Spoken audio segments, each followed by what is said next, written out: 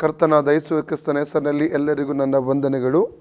ಪ್ರಿಯರೇ, ಪ್ರಕಟಣೆ ಪುಸ್ತಕನ ಅಧ್ಯಯನಕ್ಕೆ ನಾವು ಬರುವಾಗೆ ಕರ್ತನ ಕೃಪೆ ಮಾಡಿದ ಕರ್ತನಿಗೆ ನಾನು ವಂದನೆ ಹೇಳ್ತೇನೆ. ಪ್ರಿಯರೇ, ನಾವು ಪ್ರಾರ್ಥನಾ ಪೂರ್ವಕವಾಗಿ ಇವತ್ತಿನ ಮುಂದುವರೆದ ಭಾಗವನ್ನು ಅಧ್ಯಯನ ಮಾಡೋಣ. ಪ್ರೀತಿ ಸ್ವರೂಪನಾದ ನಮ್ಮ ಪರಲೋಕ ತಂದೆ ಯೇಸು ಕ್ರಿಸ್ತನ ಪರಿಶುದ್ಧವಾದ ನಾಮದಲ್ಲಿ ಪರಿಶುದ್ಧಾತ್ಮನ ಸಹಾಯದೊಂದಿಗೆ ನಿನ್ನ ಪಾದಪೀಠಕ್ಕೆ ನಾವು ಬಂದಿದ್ದೇವೆ ಸ್ವಾಮಿ. ಕರ್ತನಿ ಒಳ್ಳೆಯ ಸಮಯಕ್ಕಾಗಿ ನಿನಗೆ ನಾವು ಸ್ತೋತ್ರವನ್ನು ಸಲ್ಲಿಸ್ತಾ ಇದ್ದೇವೆ ಸ್ವಾಮಿ. ನಿನ್ನ ಬಲವಾದ ಸಾನ್ನಿಧ್ಯವು ನಮ್ಮೊಂದಿಗೆ ಇರುವುದಕ್ಕಾಗಿ ಸ್ತೋತ್ರ ಹೇಳ್ತಿದ್ದೇವೆ ಸ್ವಾಮಿ. ವಾಕ್ಯದ ಮೂಲಕ ನೀನು ನಮ್ಮ ಜೊತೆ ಮಾತನಾಡಿ ಬೇಕಾದ ಆಲೋಚನೆಗಳನ್ನು ದಯಪಾಲಿಸಬೇಕು ಹೇಳ್ಕೊಳ್ತೇನೆ. ನಮ್ಮ ಮಹಿಮೆ ನಿನಗೆ ಮಾತು ಸಲ್ಲಿಸ್ತೇವೆ. ಯೇಸು ಕ್ರಿಸ್ತನ ಹೆಸರಿನಲ್ಲಿ ಬೇಡಿ ಹೊಂದಿದ್ದೇವೆ ನಮ್ಮ ತಂದೆ ಆದೇವರೇ, amen. Praise the Lord Jesus Christ. ಪ್ರಿಯರೇ, ನಿನ್ನೆ ದಿವಸದಲ್ಲಿ ನಾವು ಯೇಸು ಕ್ರಿಸ್ತನ ರಹಸ್ಯ ಬರೋಣಕ್ಕಿಂತ ಮುಂಚಿನ ಸಮಯದಲ್ಲಿ ಯಾವ ರೀತಿ ಸಿದ್ಧತೆ ಮಾಡಿಕೊಡಬೇಕೆಂಬುದಾಗಿ 6 ವಿಷಯಗಳನ್ನು ಧ್ಯಾನ ಮಾಡಿದ್ದೇವೆ.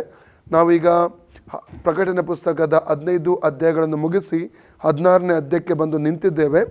ಅದು ಮುಂದುವರಿಸಲಿಕ್ಕೆ ಉಂಟು. ಅದಕ್ಕಿಂತ ಮುಂಚಿತವಾಗಿ ನಾವು ಕೆಲವೊಂದು ಸಂಗತಿಗಳನ್ನು ನಾವು ರಿವಿಷನ್ ಮಾಡ್ತಾ ಇದ್ದೇವೆ. ಅದರಲ್ಲಿ ಮುಖ್ಯವಾದ ಸಂಗತಿ, ಕರ್ತನಾದ ಯೇಸು ಕ್ರಿಸ್ತನ ರಹಸ್ಯ ಬರೋಣಕ್ಕಿಂತ ಮುಂಚೆ ನಾವು ಯಾವ ರೀತಿ ನಮ್ಮನ್ನು ಸಿದ್ಧಪಡಿಸಿಕೊಳ್ಳಬೇಕೆಂಬ ಒಂದು ಸಂಗತಿಯಾಗಿದೆ. ಪ್ರಿಯರೇ, ನಾವು ನಿನ್ನೆ ದಿವಸ 6 ವಿಷಯಗಳನ್ನು ಧ್ಯಾನ ಮಾಡಿದ್ದೇವೆ. ಮೊದಲನೇದಾಗಿ ಲೂಕ 21 ಈ 34ರಿಂದ 36 ವಾಕ್ಯದ ಪ್ರಕಾರ 34ನೇ ವಾಕ್ಯದಲ್ಲಿ ನಾವು ನಮ್ಮ ವಿಷಯದಲ್ಲಿ ಜಾಗರೂಕರಾಗಿರಬೇಕೆಂಬುದಾಗಿ ಧ್ಯಾನಿಸಿದ್ದೇವೆ. ಎರಡನೇದಾಗಿ 35-36 ವಾಕ್ಯದಲ್ಲಿ ಅಂದರೆ ಇವೆಲ್ಲವುಗಳಿಂದ ಬರಲಿಕ್ಕಿರುವ ಇವೆಲ್ಲಗಳನ್ನು ತಪ್ಪಿಸಿಕೊಡುವುದಕ್ಕೂ ಮನುಷ್ಯಕುಮಾರನ ಮುಂದೆ ನಿಲ್ಲುವುದಕ್ಕೆ ಶಕ್ತರಾಗುವಂತೆ ನಾವು ಎಲ್ಲ ಕಾಲದಲ್ಲಿಯೂ ವಿಜ್ಞಾಪನೆ ಮಾಡುತ್ತಾ ದೇವರಿಗೆ ವಿಜ್ಞಾಪನೆ ಮಾಡುತ್ತಾ ಎಚ್ಚರವಾಗಿರಬೇಕೆಂಬುದಾಗಿ ಕೂಡ ನಿನ್ನೆ ದಿವಸ 2ನೇ ಸಂಗತಿಯಾಗಿ ಕಲಿತೆವು. ಮೂರನೇದಾಗಿ ಮತ್ತಾಯ 24ನೇ ಅಧ್ಯಾಯದ 42ರಿಂದ 44ನೇ ವಾಕ್ಯದಲ್ಲಿ 2 ವಿಷಯ ಕಲಿತಿದ್ದೇವೆ. ಅದರಲ್ಲಿ ಮುಖ್ಯವಾಗಿ 3ನೇದು ಎಚ್ಚರವಾಗಿರುವಂಥ ಸಂಗತಿ ಮತ್ತು 4ನೇ ವಿಷಯ ಸಿದ್ಧರಾಗಿರುವಂಥ ಒಂದು ಸಂಗತಿಯಾಗಿದೆ. ಪ್ರಿಯರೇ, 5ನೇ ಸಂಗತಿ ನಿನ್ನೆ ದಿವಸ ಕಲಿತದ್ದು ಲೂಕ 12:35-36ನೇ ವಾಕ್ಯದಲ್ಲಿ 5ನೇ ಸಂಗತಿ, ನಿಮ್ಮ ನಡುಗಳು ಕಟ್ಟಿರಲಿ. ನಮ್ಮ ನಡುಗಳು ಯಾವ ರೀತಿಯಲ್ಲಿ ನಾವು ಕಟ್ಟಿಕೊಂಡು ಸಿದ್ಧರಾಗಬೇಕೆಂಬುದಾಗಿ ನಿನ್ನೆ ದಿವಸ 5ನೇ ವಿಷಯವಾಗಿ ನಾವು ಕಲಿತೆವು. ನಿನ್ನೆ ದಿವಸ 6ನೇ ವಿಷಯ ಕೂಡ ಕಲಿತಿದ್ದೇವೆ. ಲೂಕ 12:35-36ನೇ ವಾಕ್ಯದಲ್ಲಿ ನಿಮ್ಮ ದೀವಿಟ್ಟಿಗೆಗಳು ಉರಿತಾ ಇರಲಿ ಎಂಬ ಒಂದು ಸಂಗತಿ ಆಗಿದೆ. ಪ್ರಿಯರೇ, ಹೀಗೆ 6 ಸಂಗತಿಗಳನ್ನು ನಿನ್ನೆ ದಿವಸದಲ್ಲಿ ನಾವು ಯೇಸು ಕ್ರಿಸ್ತನ ಬರೋಕ್ಕಿಂತ ಮುಂಚಿತವಾಗಿ ನಮ್ಮನ್ನೇ ನಾವು ಸಿದ್ಧಪಡಿಸಿಕೊಡೋದ್ರ ಕುರಿತಾಗಿ ನಾವು ಧ್ಯಾನ ಮಾಡಿದ್ದೇವೆ. ಇವತ್ತು ಮುಂದುವರೆದ ಭಾಗವಾಗಿ 7ನೇ ಸಂಗತಿ ಕೂಡ ನಾವು ಧ್ಯಾನ ಮಾಡಲಿಕ್ಕೆ ಹೋಗುತ್ತೇವೆ. ನಾವು ಯೋಹನ್ನನ ಸುವಾರ್ತೆ 14ನೇ ಅಧ್ಯಾಯ 1ರಿಂದ 3ನೇ ವಾಕ್ಯ ಓದಿಕೊಳ್ಳೋಣ. Book of John gospel chapter 14 verses 1-3.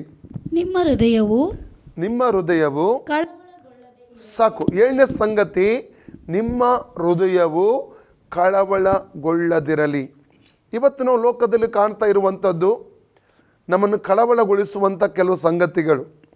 ಅದರಲ್ಲಿ ಮುಖ್ಯವಾಗಿ ಕರೋನಾ ಎಂಬುದಾಗಿ ಕೋವಿಡ್-19 ಎಂಬ ಈ ಒಂದು ವೈರಾಣು, ಈ ಒಂದು ರೋಗಾತ್ಮ ಇವತ್ತು ಇಡೀ ಲೋಕವನ್ನು ಅಲ್ಲೋಲ ಕಲ್ಲೋಲ ಮಾಡಿದೆ ಎಂಬುದಾಗಿ ಹೇಳುವುದಾದರೂ ತಪ್ಪಿಲ್ಲ. ಪ್ರಿಯರೇ, ಈ ರೋಗದ ನಿಮಿತ್ತವಾಗಿ ಕಳೆದ ದಿವಸಗಳಲ್ಲಿ ಎಷ್ಟೋ ಜನರು ಈ ಭೂಮಿಯನ್ನೇ ಬಿಟ್ಟು ಹೋದರು. ಪ್ರಿಯರೇ, ಎಷ್ಟೋ ಜನರು ಇನ್ನೂ ಕೂಡ ಆ ರೋಗದಲ್ಲಿ ನರಳಾಡ್ತಾ ಇರುವಂಥದ್ದನ್ನು ಕೂಡ ನಾವು ಕಾಣ್ತಾ ಇದ್ದೇವೆ. ಪ್ರಿಯರೇ, ನಾವು ನಮ್ಮ ಸುತ್ತಮುತ್ತಲಿನ ಪರಿಸ್ಥಿತಿಗಳನ್ನು ಅನೇಕ ಸಲ ಕಾಣುವಾಗ ನಾವು ಸಾಧಾರಣವಾಗಿ ಮನುಷ್ಯರಾದ ನಾವು ಏನಾಗ್ತೇವೆ, ಕಳವಳಗೊಳ್ಳುವಂಥ ಒಂದು ಪರಿಸ್ಥಿತಿ ಬರ್ತದೆ. ಏನಾಗಬಹುದು, ಯಾವ ರೀತಿ ಇದು ಹೋಗಬಹುದು, ಎಲ್ಲಿಗೆ ಹೋಗಿ ನಿಲ್ಲಬಹುದು ಎಂಬುದಾಗಿ ಹೇಳುವಂಥ ರೀತಿ ಅನೇಕ ಯೋಚನೆಗಳು ನಮ್ಮ ಮನಸ್ಸಲ್ಲಿ ಹಾದು ಹೋಗುತ್ತವೆ. ಪ್ರಿಯರೇ, ಅದಕ್ಕಾಗಿ ಯೇಸು ಮುಂಚಿತವಾಗಿ ಏನು ಹೇಳಿದ್ದಾನೆ, ನೀವು ಕಳವಳಗೊಳ್ಳಬೇಡ್ರಿ ಎಂಬುದಾಗಿ ಯೇಸು ಹೇಳಿದ್ದಾನೆ. ಆದ ಕಾರಣ ಸಿದ್ಧತೆಯಲ್ಲಿ ಇದು ಕೂಡ ಒಂದಾಗಿದೆ. ನಾವು ಕಳವಳಗೊಳ್ಳಬಾರದು. ನಮ್ಮ ಸುತ್ತಮುತ್ತ ಯೇಸುವಿನ ಬರೋಣಕ್ಕಿಂತ ಮುಂಚೆ ಅನೇಕ ಸಂಗತಿಗಳು ನಡೀತವೆ. ಭೂಕಂಪಗಳು ನಡೆಯಬಹುದು, ಬರಗಳು ಸಂಭವಿಸಬಹುದು, ಅಂಟು ರೋಗ. ನಿನ್ನೆ ದಿವಸ ಲೂಕ 21:11 ವಾಕ್ಯದ ಆಧಾರದಲ್ಲಿ ಈ ಅಂಟು ರೋಗಗಳು ಪ್ಲೇಗ್ ಎಂಬುದಾಗಿ ಇರುವಂಥ ಈ ರೋಗದ ಅಂಟು ರೋಗಗಳ ಕುರಿತಾಗಿ ನಾವು ಧ್ಯಾನ ಮಾಡಿದ್ದೇವೆ. ಪ್ರಿಯರೇ, ಅನೇಕ ಸಂಗತಿಗಳು ಯೇಸುವಿನ ಬರೋಣಕ್ಕಿಂತ ಮುಂಚೆ ಕೂಡ ನಡೀತದೆ. ಆದರೆ ಇದು ಕೊನೆಯ ಸಮಯವಲ್ಲ, ಅಥವಾ ಇದು ಟ್ರಿಬುಲೇಷನ್ ಅಥವಾ ಉಪದ್ರವ ಕಾಲದ ಸಮಯವಲ್ಲವೆಂಬುದನ್ನು ಚೆನ್ನಾಗಿ ನಾವು ತಿಳ್ಕೋಬೇಕು. ಇವತ್ತು ಅನೇಕರು ಈ ಒಂದು ಇವತ್ತಿನ ಪರಿಸ್ಥಿತಿ ನೋಡಿಕೊಂಡು ಅನೇಕರು ವಾಟ್ಸಪ್ಗಳಲ್ಲಿ ಮೆಸೇಜ್ಗಳನ್ನು ಕಳಿಸ್ತಾ ಇದ್ದಾರೆ, ವಿಡಿಯೋಗಳನ್ನು ಮಾಡಿ ಕಳಿಸ್ತಾ ಇದ್ದಾರೆ. ನಾವು ಪ್ರಕಟಣೆ ಪುಸ್ತಕದ ಸಮಯದಲ್ಲಿ ಇದ್ದೇವೆ ಎಂಬುದಾಗಿ, ಅಂದರೆ ಉಪದ್ರವ ಕಾಲದಲ್ಲಿ ಇದ್ದೇವೆ ಎಂಬುದಾಗಿ ಹೇಳುವಂಥ ಅನೇಕ ಸಂದೇಶಗಳನ್ನು ಕಳಿಸುವಂಥದ್ದು ನಾನು ಕೂಡ ಕೆಲ ವಿಡಿಯೋಗಳನ್ನು ನೋಡಿದ್ದೇನೆ. ಪ್ರಿಯರೇ, ಆದರೆ ಇದು ವಾಕ್ಯದ ಆಧಾರ ಅಲ್ಲ ಪ್ರಿಯರೇ. ನಿನ್ನೆ ದಿವಸ ನಾನು ನಿಮಗೆ ವಿವರಿಸಿ ಹೇಳಿದ್ದೇನೆ. ಮತ್ತಾಯನ ಸುವಾರ್ತೆ 24ನೇ ಅಧ್ಯಾಯ 18ರಿಂದ 21 ವಾಕ್ಯದ ಆಧಾರದಲ್ಲಿ ನಿನ್ನೆ ನಮಗೆ ವಿವರಿಸಿ ಹೇಳಿದ್ದೇನೆ. ಆ 7 ವರ್ಷಗಳ ಉಪದ್ರವ ಕಾಲ ಅದು ಈ ಭೂಮಿ ಹುಟ್ಟುವ ಆರಂಭವಾದದಿನಿಂದ ಇಲ್ಲಿಯವರೆಗೆ ಅಂಥ ಸಂಕಟ ಬರಲಿಲ್ಲ ಅಂತ. ಆ ರೀತಿಯ ಸಂಕಟ ಬರಲಿಕ್ಕಿದೆ, ಆ ರೀತಿ ಉಪದ್ರವಗಳು ಈ ಭೂಮಿಗೆ ಬರಲಿಕ್ಕೆ ಉಂಟು ಪ್ರಿಯರೇ. ಆದ ಕಾರಣ ಈಗ ಬಂದಿರುವಂಥ ಕೊರೋನಾ ಆಗಿರ್ಬೋದು, ಅನೇಕ ಒಂದು ಮರಣಗಳಾಗಿರ್ಬೋದು, ನಡೆದಂಥ ನಮ್ಮ ಸುತ್ತಮುತ್ತ ನಡೆಯುವಂಥ ಈ ಸಂಭವಗಳು, ಇದರ ಅರ್ಥ ನಾವು ಪ್ರಕಟಣೆ ಕಾಲದಲ್ಲಿದೆ ಅಥವಾ ಉಪದ್ರವ ಕಾಲದಲ್ಲಿದೆ ಎಂಬುದಾಗಿ ಅಲ್ಲ. ಯೇಸು ಕ್ರಿಸ್ತನ ಬರೋಣಕ್ಕಿಂತ ಮುಂಚಿತವಾದ ಒಂದು ಗರ್ಭಿಣಿಗೆ ಪ್ರಸವ ವೇದನೆ ಬರುವ ರೀತಿಯ ಒಂದು ಪ್ರಸವದ ಒಂದು ಸಮಯ ಎಂಬುದಾಗಿ ಚೆನ್ನಾಗಿ ನಾವು ಅರ್ಥ ಮಾಡಿಕೊಳ್ಳತಕ್ಕದ್ದು. ಆದರೆ ಈ ಪರಿಸ್ಥಿತಿಗಳು ನೋಡುವಾಗ ದೇವರ ಮಕ್ಕಳಾದ ನಾವು, ಅಂದರೆ ರಕ್ಷಣೆ ಹೊಂದಿದ ದೇವರ ಮಕ್ಕಳಾದ ನಾವು, ಸತ್ಯವನ್ನು ಅರಿತಂಥ ನಾವು, ದೇವರ ವಾಕ್ಯವನ್ನು ಅರಿತಂಥ ನಾವು ಕಳವಳ ಪಡುವಂಥ ಅವಶ್ಯಕತೆ ಇಲ್ಲ, ಭಯಪಡುವಂಥ ಅವಶ್ಯಕತೆ ಇಲ್ಲ, ನಿರಾಶೆ ಪಡುವಂಥ ಒಂದು ಅವಶ್ಯಕತೆ ಇಲ್ಲ. ವಾಕ್ಯದ ಮೂಲಕ ಕರ್ತನು ಸ್ಪಷ್ಟವಾಗಿ ಏನು ಈ ಲೋಕಕ್ಕೆ ಸಂಭವಿಸಲಿಕ್ಕಿದೆ ಎಂಬುದಾಗಿ ಚೆನ್ನಾಗಿ ನಮಗೆ ತಿಳಿಸಿದ್ದಾನೆ. ಮಾತ್ರವಲ್ಲ, ಯಾರೆಲ್ಲ ದೇವರ ವಾಕ್ಯವನ್ನು ಕಾಪಾಡ್ತಾರೆ, ವಾಕ್ಯಕ್ಕಾಗಿ ನಿಲ್ತಾರೆ, ನಂಬಿಕೆಗೋಸ್ಕರ ದೃಢವಾಗಿ ನಿಲ್ತಾರೆ, ಅಂಥವ್ರನ್ನು ದೇವರು ಇಂಥ ಸಂಗತಿಗಳಿಂದ ಪ್ರೊಟೆಕ್ಟ್ ಮಾಡ್ತಾನೆ, ಕಾಪಾಡ್ತಾನೆ. ನಾವು ಪ್ರಕಟಣೆ ಪುಸ್ತಕ 3ನೇ 10ನೇ ವಾಕ್ಯ ಓದಿಕೊಳ್ಳೋಣ. ರೆವಲ್ಯೂಷನ್ 3:10. ನೀನು ನನ್ನ ಸಹನ ವಾಕ್ಯವನ್ನು ಕಾಪಾಡಿದ್ದರಿಂದ ಭೂನಿವಾಸಿಗಳನ್ನು ಪರೀಕ್ಷಿಸುವುದಕ್ಕಾಗಿ ಲೋಕದ ಮೇಲೆಲ್ಲ ಬರುವುದಕ್ಕಿರುವ ಶೋಧನೆಯ ಸಮಯದಲ್ಲಿ ನಿನ್ನನ್ನು ತಪ್ಪಿಸಿ ಕಾಪಾಡುವೆನು. ಇದು ದೇವರ ವಾಗ್ದಾನವಾಗಿದೆ. ಇವತ್ತು ನಾವು ಗೊತ್ತಾಗ್ತದೆ ನಿಜವಾದ ಕ್ರೈಸ್ತ ವಿಶ್ವಾಸಗಳು ಯಾರೆಂಬುದಾಗಿ. ಈ ಕಷ್ಟಗಳ ಮಧ್ಯದಲ್ಲಿ, ಸಮಸ್ಯೆಗಳ ಮಧ್ಯದಲ್ಲಿ, ನೋವುಗಳ ಮಧ್ಯದಲ್ಲಿ ಹಾದು ಹೋಗುವಾಗ ಎಷ್ಟೋ ಜನರು ನಂಬಿಕೆಯಲ್ಲಿ ಬಿದ್ದು ಹೋಗುತ್ತಾರೆ. ನಂಬಿಕೆ, ಕ್ರಿಸ್ತನ ಮೇಲಿರುವ ನಂಬಿಕೆ ಕಳ್ಕೊಳ್ತಾರೆ, ಲೋಕಕ್ಕೆ ತಿರುಗಿ ಹೋಗುತ್ತಾರೆ.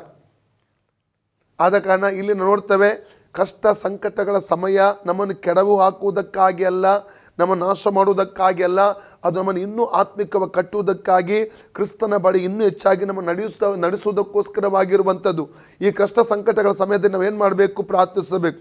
ಮಾತ್ರವಲ್ಲ, ಯೇಸು ಸ್ಪಷ್ಟವಾಗಿ ಹೇಳಿದ್ದಾನೆ. ನಿನ್ನೆ ದಿವಸ ನಾವು ಆ ವಾಕ್ಯ ಓದಿದ್ದೇವೆ. ಲೂಕ 21:34-35 ವಾಕ್ಯದ ಬರುವುದಕ್ಕಿರುವ ಎಲ್ಲ ಸಂಗತಿಗಳಿಂದ ನಾವು ತಪ್ಪಿಸಿಕೊಳ್ಳುವುದಕ್ಕೂ ಮನುಷ್ಯರ ಕುಮಾರನ ಮುಂದೆ ನಾವು ನಿಲ್ಲುವುದಕ್ಕೂ ಶಕ್ತರಾಗುವಂತೆ ಎಲ್ಲ ಕಾಲದಲ್ಲಿ, ಎಲ್ಲ ಸಮಯದಲ್ಲಿಯೂ ದೇವರಿಗೆ ವಿಜ್ಞಾಪನೆ ಮಾಡುತ್ತಾ ಎಚ್ಚರವಾಗಿರಬೇಕೆಂಬುದಾಗಿ ನಿನ್ನೆ ದಿವಸ ನಾವು ವಾಕ್ಯ ಓದಿ ಧ್ಯಾನಿಸಿದ್ದೇವೆ ಪ್ರಿಯರೇ. ನಾವೇನು ಮಾಡಬೇಕು? ಎಲ್ಲ ಸಮಯದಲ್ಲಿ ಆದಷ್ಟು ನಾವು ಪ್ರಾರ್ಥನಾ ವಿಜ್ಞಾಪನೆಗಳನ್ನು ಮಾಡಿಕೊಂಡು ನಾವೇನು ಮಾಡಬೇಕು? ದೃಢವಾಗಿ ನಿಲ್ಲುವವರಾಗಿರಬೇಕು. ಕಳವಳ ಪಡಬಾರ್ದು. ಸುತ್ತಮುತ್ತಲು ನಡೆಯುವಂಥ ಸಂಭವಗಳನ್ನು ನೋಡಿ, ಅವರು ಸತ್ರು, ಇವರು ಸತ್ರು, ಅವರಿಗೆ ರೋಗ ಬಂತು, ಇವರಿಗೆ ರೋಗ ಬಂತು, ಅಲ್ಲಿ ಹೀಗೆ ಆಯ್ತಂತೆ, ಅಲ್ಲಿ ಹಾಗೆ ಆಯ್ತಂತೆ. ಇವತ್ತು ನಾವು ನ್ಯೂಸ್ ಚಾನೆಲ್ಗಳನ್ನು ನೋಡುವಾಗ, ನ್ಯೂಸ್ ಪೇಪರ್ಗಳನ್ನು ಓದುವಾಗ ಅಲ್ಲಿ ನಮಗೆ ಸಂತೋಷ ತರುವಂಥ ಯಾವುದೇ ನ್ಯೂಸ್ ಇರುವುದಿಲ್ಲ. ಎಲ್ಲ ಕಡೆ ಭಯ ಹುಟ್ಟಿಸುವಂಥ, ದುಃಖ ತರುವಂಥ ಅನೇಕ ಒಂದು ನ್ಯೂಸ್ಗಳನ್ನು, ಸುದ್ದಿಗಳನ್ನು ನಾವು ಕಾಣಲಿಕ್ಕೆ ನಮಗೆ ಸಾಧ್ಯವಾಗುತ್ತದೆ ಪ್ರಿಯರೇ. ಆದ ಕಾರಣ ಯೇಸು ಸ್ಪಷ್ಟವಾಗಿ ಹೇಳಿದ, ನೀವು ಕಳವಳ ಪಡಬೇಡಿ. ಆದಾಗ ಯೇಸು ಕ್ರಿಸ್ತನ ಬರೋಣಕ್ಕಿಂತ ಮುಂಚೆ ಒಂದು ಸಿದ್ಧತೆ, 7ನೇ ಸಿದ್ಧತೆ ಕೂಡ ಆಗಿದೆ. ನಾವು ಕಳವಳ ಪಡಬಾರದು. ಸಂಗತಿಗಳನ್ನು ನೋಡಿ, ಸುತ್ತಮುತ್ತಲು ಸಂಭವಿಸುವ ಸಂಗತಿಗಳನ್ನು ನೋಡಿ ಕಳವಳ ಪಡಬಾರದು. ನಮ್ಮ ಆತುಕೊಳ್ಳುವಿಕೆ ಯೇಸು ಕ್ರಿಸ್ತನಲ್ಲಾಗಿರಬೇಕು, ಯೇಸು ಸ್ವಾಮಿಯಲ್ಲಾಗಿರಬೇಕು. ನಮ್ಮ ಆತುಕೊಳ್ಳುವಿಕೆ, ನಮ್ಮ ನಂಬಿಕೆ, ನಮ್ಮ ನಿರೀಕ್ಷೆ ಪ್ರಿಯರೇ. ನಾವು ಯಾವಾಗ ದೇವರ ವಾಕ್ಯವನ್ನು ಗಟ್ಟಿಯಾಗಿ ಇಟ್ಕೊಳ್ತೇವೆ, ಈ ಭೂಲೋಕಕ್ಕೆ ಬರುವಂಥ ಶೋಧನೆಯ ಸಮಯದಲ್ಲಿ ಕರ್ತನ ಯೇಸು ಸ್ವಾಮಿ ನಮ್ಮನ್ನು ತಪ್ಪಿಸುತ್ತಾನೆ ಮತ್ತು ನಮ್ಮನ್ನು ಕಾಪಾಡ್ತಾನೆ, ಒಂದು ಪ್ರೊಟೆಕ್ಷನ್ ಕೊಡ್ತಾನೆ. ದೇವರು ನಮ್ಮನ್ನು ಪ್ರೊಟೆಕ್ಟ್ ಮಾಡ್ತಾನೆ ಎಂಬುದಾಗಿ ಲೂಕ 21:34-36 ವಾಕ್ಯದಲ್ಲಿ ಸ್ಪಷ್ಟವಾಗಿ ಯೇಸು ಸ್ವಾಮಿ ಹೇಳಿದ್ದಾನೆ. ಬರುವುದಕ್ಕಿರುವ ಇವೆಲ್ಲವುಗಳಿಂದ ತಪ್ಪಿಸಿಕೊಳ್ಳುವುದಕ್ಕೆಂಬುದಾಗಿ ಸ್ಪಷ್ಟವಾಗಿ ಯೇಸು ಸ್ವಾಮಿಯಲ್ಲಿ ಸೂಚಿಸಿದ್ದಾನೆ ಪ್ರಿಯರೇ. ಆದ ಕಾರಣ ನಾವು ಗುಣಗುಟ್ಟುವಂಥದ್ದು, ನಿರಾಶೆಯ ಮಾತುಗಳನ್ನು ಆಡುವಂಥದ್ದು, ಅಥವಾ ಅತ್ತಿತ್ತ ನೋಡಿಕೊಂಡು ಕುಗ್ಗಿ ಹೋಗುವಂಥದ್ದಲ್ಲ. ಕೆಲವು ಸಂಗತಿ ನೋಡಿ ಕುಗ್ಗಿ ಹೋಗುವಂಥದ್ದಲ್ಲ. ದೇವರು ಯೇಸು ಹೇಳಿದರೆ ಕಳವಳ ಪಡಬೇಡ್ರಿ ಎಂಬುದಾಗಿ ಯೇಸು ಹೇಳಿದ್ದಾನೆ. ನಾವು ಕಳವಳ ಪಡಬಾರ್ದು. ಇದು ಕೂಡ ಸಿದ್ಧತೆ ಆಗಿದೆ ಪ್ರಿಯರೇ. ಇವತ್ತು ಲೋಕದಲ್ಲಿ ಅಲ್ಲೇ ನೋಡುವಾಗ ಎಲ್ಲರ ಬಾಯಲ್ಲಿ ನಿರಾಶೆಯ ಮಾತುಗಳು, ಕುಗ್ಗಿ ಹೋಗೋದು, ಏನಾಗುತ್ತದೋ, ಯಾವ ರೀತಿ ಹೋಗುತ್ತದೋ, ಏನಾಗುತ್ತದೋ. ಸ್ವಲ್ಪ ಜ್ವರ ಬಂದ ಕೂಡಲೇ ಅನೇಕರು ಭಯಪಡುತ್ತಿರ್ತಾರೆ. ಅಯ್ಯೋ ನನಗೆ ಒಂದು ಕೊರೋನಾನೇ ಬಂದರೂ ಕೂಡ ಭಯಪಡುವಂಥ ಅವಶ್ಯಕತೆ ಇಲ್ಲ ಪ್ರಿಯರೇ. ನಾವು ಮನೆಯಲ್ಲೇ ಇದ್ದುಕೊಂಡು ಅದಕ್ಕೆ ಬೇಕಾದ ಚಿಕಿತ್ಸೆನ ಪಡ್ಕೊಳ್ಬೋದು, ನಾವು ಗುಣವಾಗಲಿಕ್ಕೆ ಸಾಧ್ಯತೆ ಇದೆ. ಅನೇಕರು ಸ್ವಲ್ಪ ಜ್ವರ ಬಂದರೆ, ಸ್ವಲ್ಪ ಕೆಮ್ಮು ಬಂದರೆ ಭಯಪಟ್ಟು ಬಿಡ್ತಾರೆ. ಭಯ ಏನು ಸೈತಾನನ ದೊಡ್ಡ ಆಯುಧ ಆಗಿದೆ ಪ್ರಿಯರೇ. 2:19 ಹೇಳ್ತದೆ, ಭಯ ಸೈತಾನನ ಆತ್ಮವಾಗಿದೆ. ಭಯ ದುರಾತ್ಮ, ಸೈತಾನನಾಗಿದ್ದಾನೆ ಭಯದ ಮೂಲಕವಾಗಿ ಆತನು ಕೊಂದು ಹಾಕುತ್ತಾನೆ ಜನರನ್ನು. ನಾವು ಭಯಪಡಬಾರ್ದು. ಅದಕ್ಕೆ ಯೇಸು ನೋಡಿ ಸತ್ಯವೇದದಲ್ಲಿ 366 ಕಡೆಗಳಲ್ಲಿ ಹೇಳಿಬಿಟ್ಟಿದ್ದಾನೆ. ಏನು ಗೊತ್ತುಂಟಾ? ಬರೆದಿಟ್ಟಿದ್ದಾನೆ, ಭಯಪಡಬೇಡ ಎಂಬುದಾಗಿ. ನಾವು ಭಯಪಡಬಾರ್ದು. ಸಂಗತಿ ನೋಡಿ, ಒಂದು ಕೊರೋನಾನೇ ಬರಲಿ, ರೋಗ ಟೆಸ್ಟ್ ಮಾಡಿದರೆ ಕೊರೋನಾನೇ ಬರಲಿ, ಯಾವುದೇ ಕೆಮ್ಮುಗಳು ಬರಲಿ, ಏನೇ ಬರಲಿ, ಅಲ್ಲಿಂದ ಹೊರಗಡೆ ಬರ್ತೇವೆ ನಾವು. ನಮ್ಮ ದೇವರು ಸೌಖ್ಯ ಕೊಡುವ ದೇವರು, ಆರೋಗ್ಯದಾಯಕನಾಗಿದ್ದಾನೆ. ನಾವು ಸುತ್ತಮುತ್ತ ಸಂಗತಿ ನುಂಡು ನಾವು ಕಳವಳಗೊಳ್ಳಬಾರದು ಪ್ರಿಯರೇ. ನಾವು 8ನೇದಾಗಿ ನಾವು ಮುಂದಕ್ಕೆ ಹೋಗುವ. ಯೋಹನ್ನ 14:1-3 ಮುಂದುವರಿಸಿ ಓದುವ ನಾವು. ಜಾನ್ 14:1-3.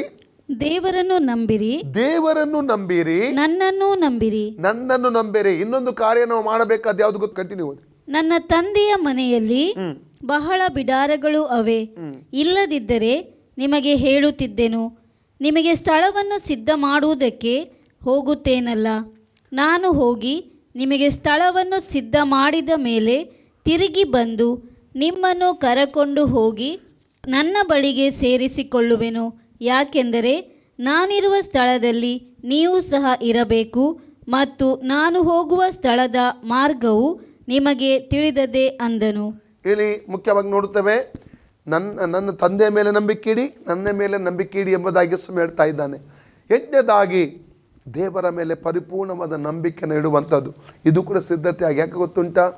ಲೂಕ 18:8 ನಾವು ನೋಡ್ತೇವೆ, ಯೇಸು ಹೇಳಿದ, ಮನುಷ್ಯ ಕುಮಾರನು ತಿರುಗಿ ಭೂಮಿಗೆ ಬರುವಾಗ ನಂಬಿಕೆಯನ್ನು ಕಾಣುವನು. ಓದಿ ವಾಕ್ಯವನ್ನು, ಲೂಕ 18:8. ಹೀಗಿದ್ದರೂ ಮನುಷ್ಯ ಕುಮಾರನು ಬಂದಾಗ ಭೂಮಿಯ ಮೇಲೆ ನಂಬಿಕೆಯನ್ನು ಕಾಣುವನು ಅಂದನು. ಹೌದು ಪ್ರಿಯರೇ, ಅನೇಕರು ನಂಬಿಕೆಯನ್ನು ಬಿಟ್ಟು ಬಿಡ್ತಾರೆ, ದೇವರ ಮೇಲೆ ನಂಬಿಕೆ ಬಿಟ್ಟು ಬಿಡ್ತಾರೆ. ನನ್ನ ವಿಷಯಕ್ಕೆ ಬಿಡುಗಡೆ ಸಿಗಲಿಲ್ಲ, ನನಗೆ ವಾಗ್ದಾನ ಮಾಡಿದ್ದು ನೆರವೇರಲಿಲ್ಲ, ನನ್ನ ರೋಗ ಗುಣ ಆಗಲಿಲ್ಲ, ನನ್ನ ಕುಟುಂಬದ ಈ ರೀತಿ ಅವಘಡ ಸಂಭವಿಸಿತು, ನನಗೆ ಯಾವುದೇ ರೀತಿಯ ಬಿಡುಗಡೆ ಸಿಗಲಿಲ್ಲ, ಯಾವುದೇ ಆಶೀರ್ವಾದ ಸಿಗಲಿಲ್ಲ. ಚಿಕ್ಕ ಕೆಲವು ಕಾರಣಗಳಿಗೋಸ್ಕರವಾಗಿ ಕ್ರಿಸ್ತನನ್ನು ಅನೇಕರು ಅಲ್ಲಗಳೆದು ಬಿಟ್ಟು ಹೋಗುತ್ತಾರೆ ಪ್ರಿಯರೇ.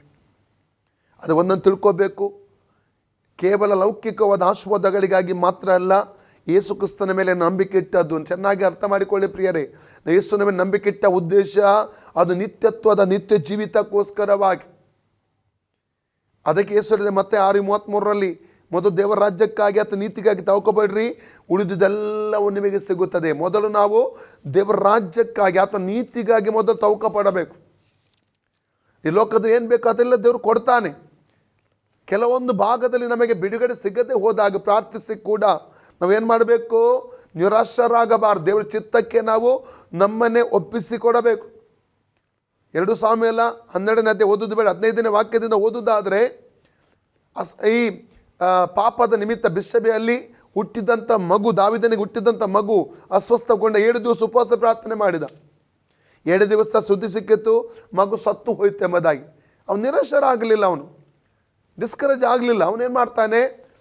ಆತನು ದೇವರಿಗೆ ಆರಾಧನೆ ಮಾಡಿ ಉಪವಾಸ ಪ್ರಾರ್ಥನೆ, ಊಟ ಮಾಡಿ ಉಪವಾಸ ಪ್ರಾರ್ಥನೆ ಮುರಿಯುತ್ತಾನೆ.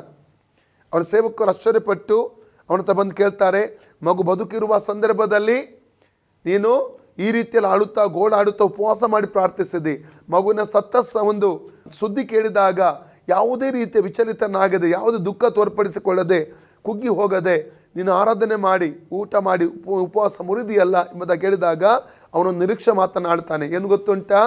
ಇನ್ನು ಮಗು ನಾನಿದ್ದಲ್ಲಿಗೆ ಬರಲಿಕ್ಕೆ ಆಗುವುದಿಲ್ಲ, ಮಗು ಇದ್ದಲ್ಲಿಗೆ ನಾನು ಹೋಗ್ತೇನೆ ಎಂಬ ನಿರೀಕ್ಷೆ ಮಾತನ್ನು ಆತನು ಹಾಡುವುದನ್ನು ಅಲ್ಲಿ ನಾವು ಕಾಣ್ತಾ ಇದ್ದೇವೆ ಪ್ರಿಯರೇ.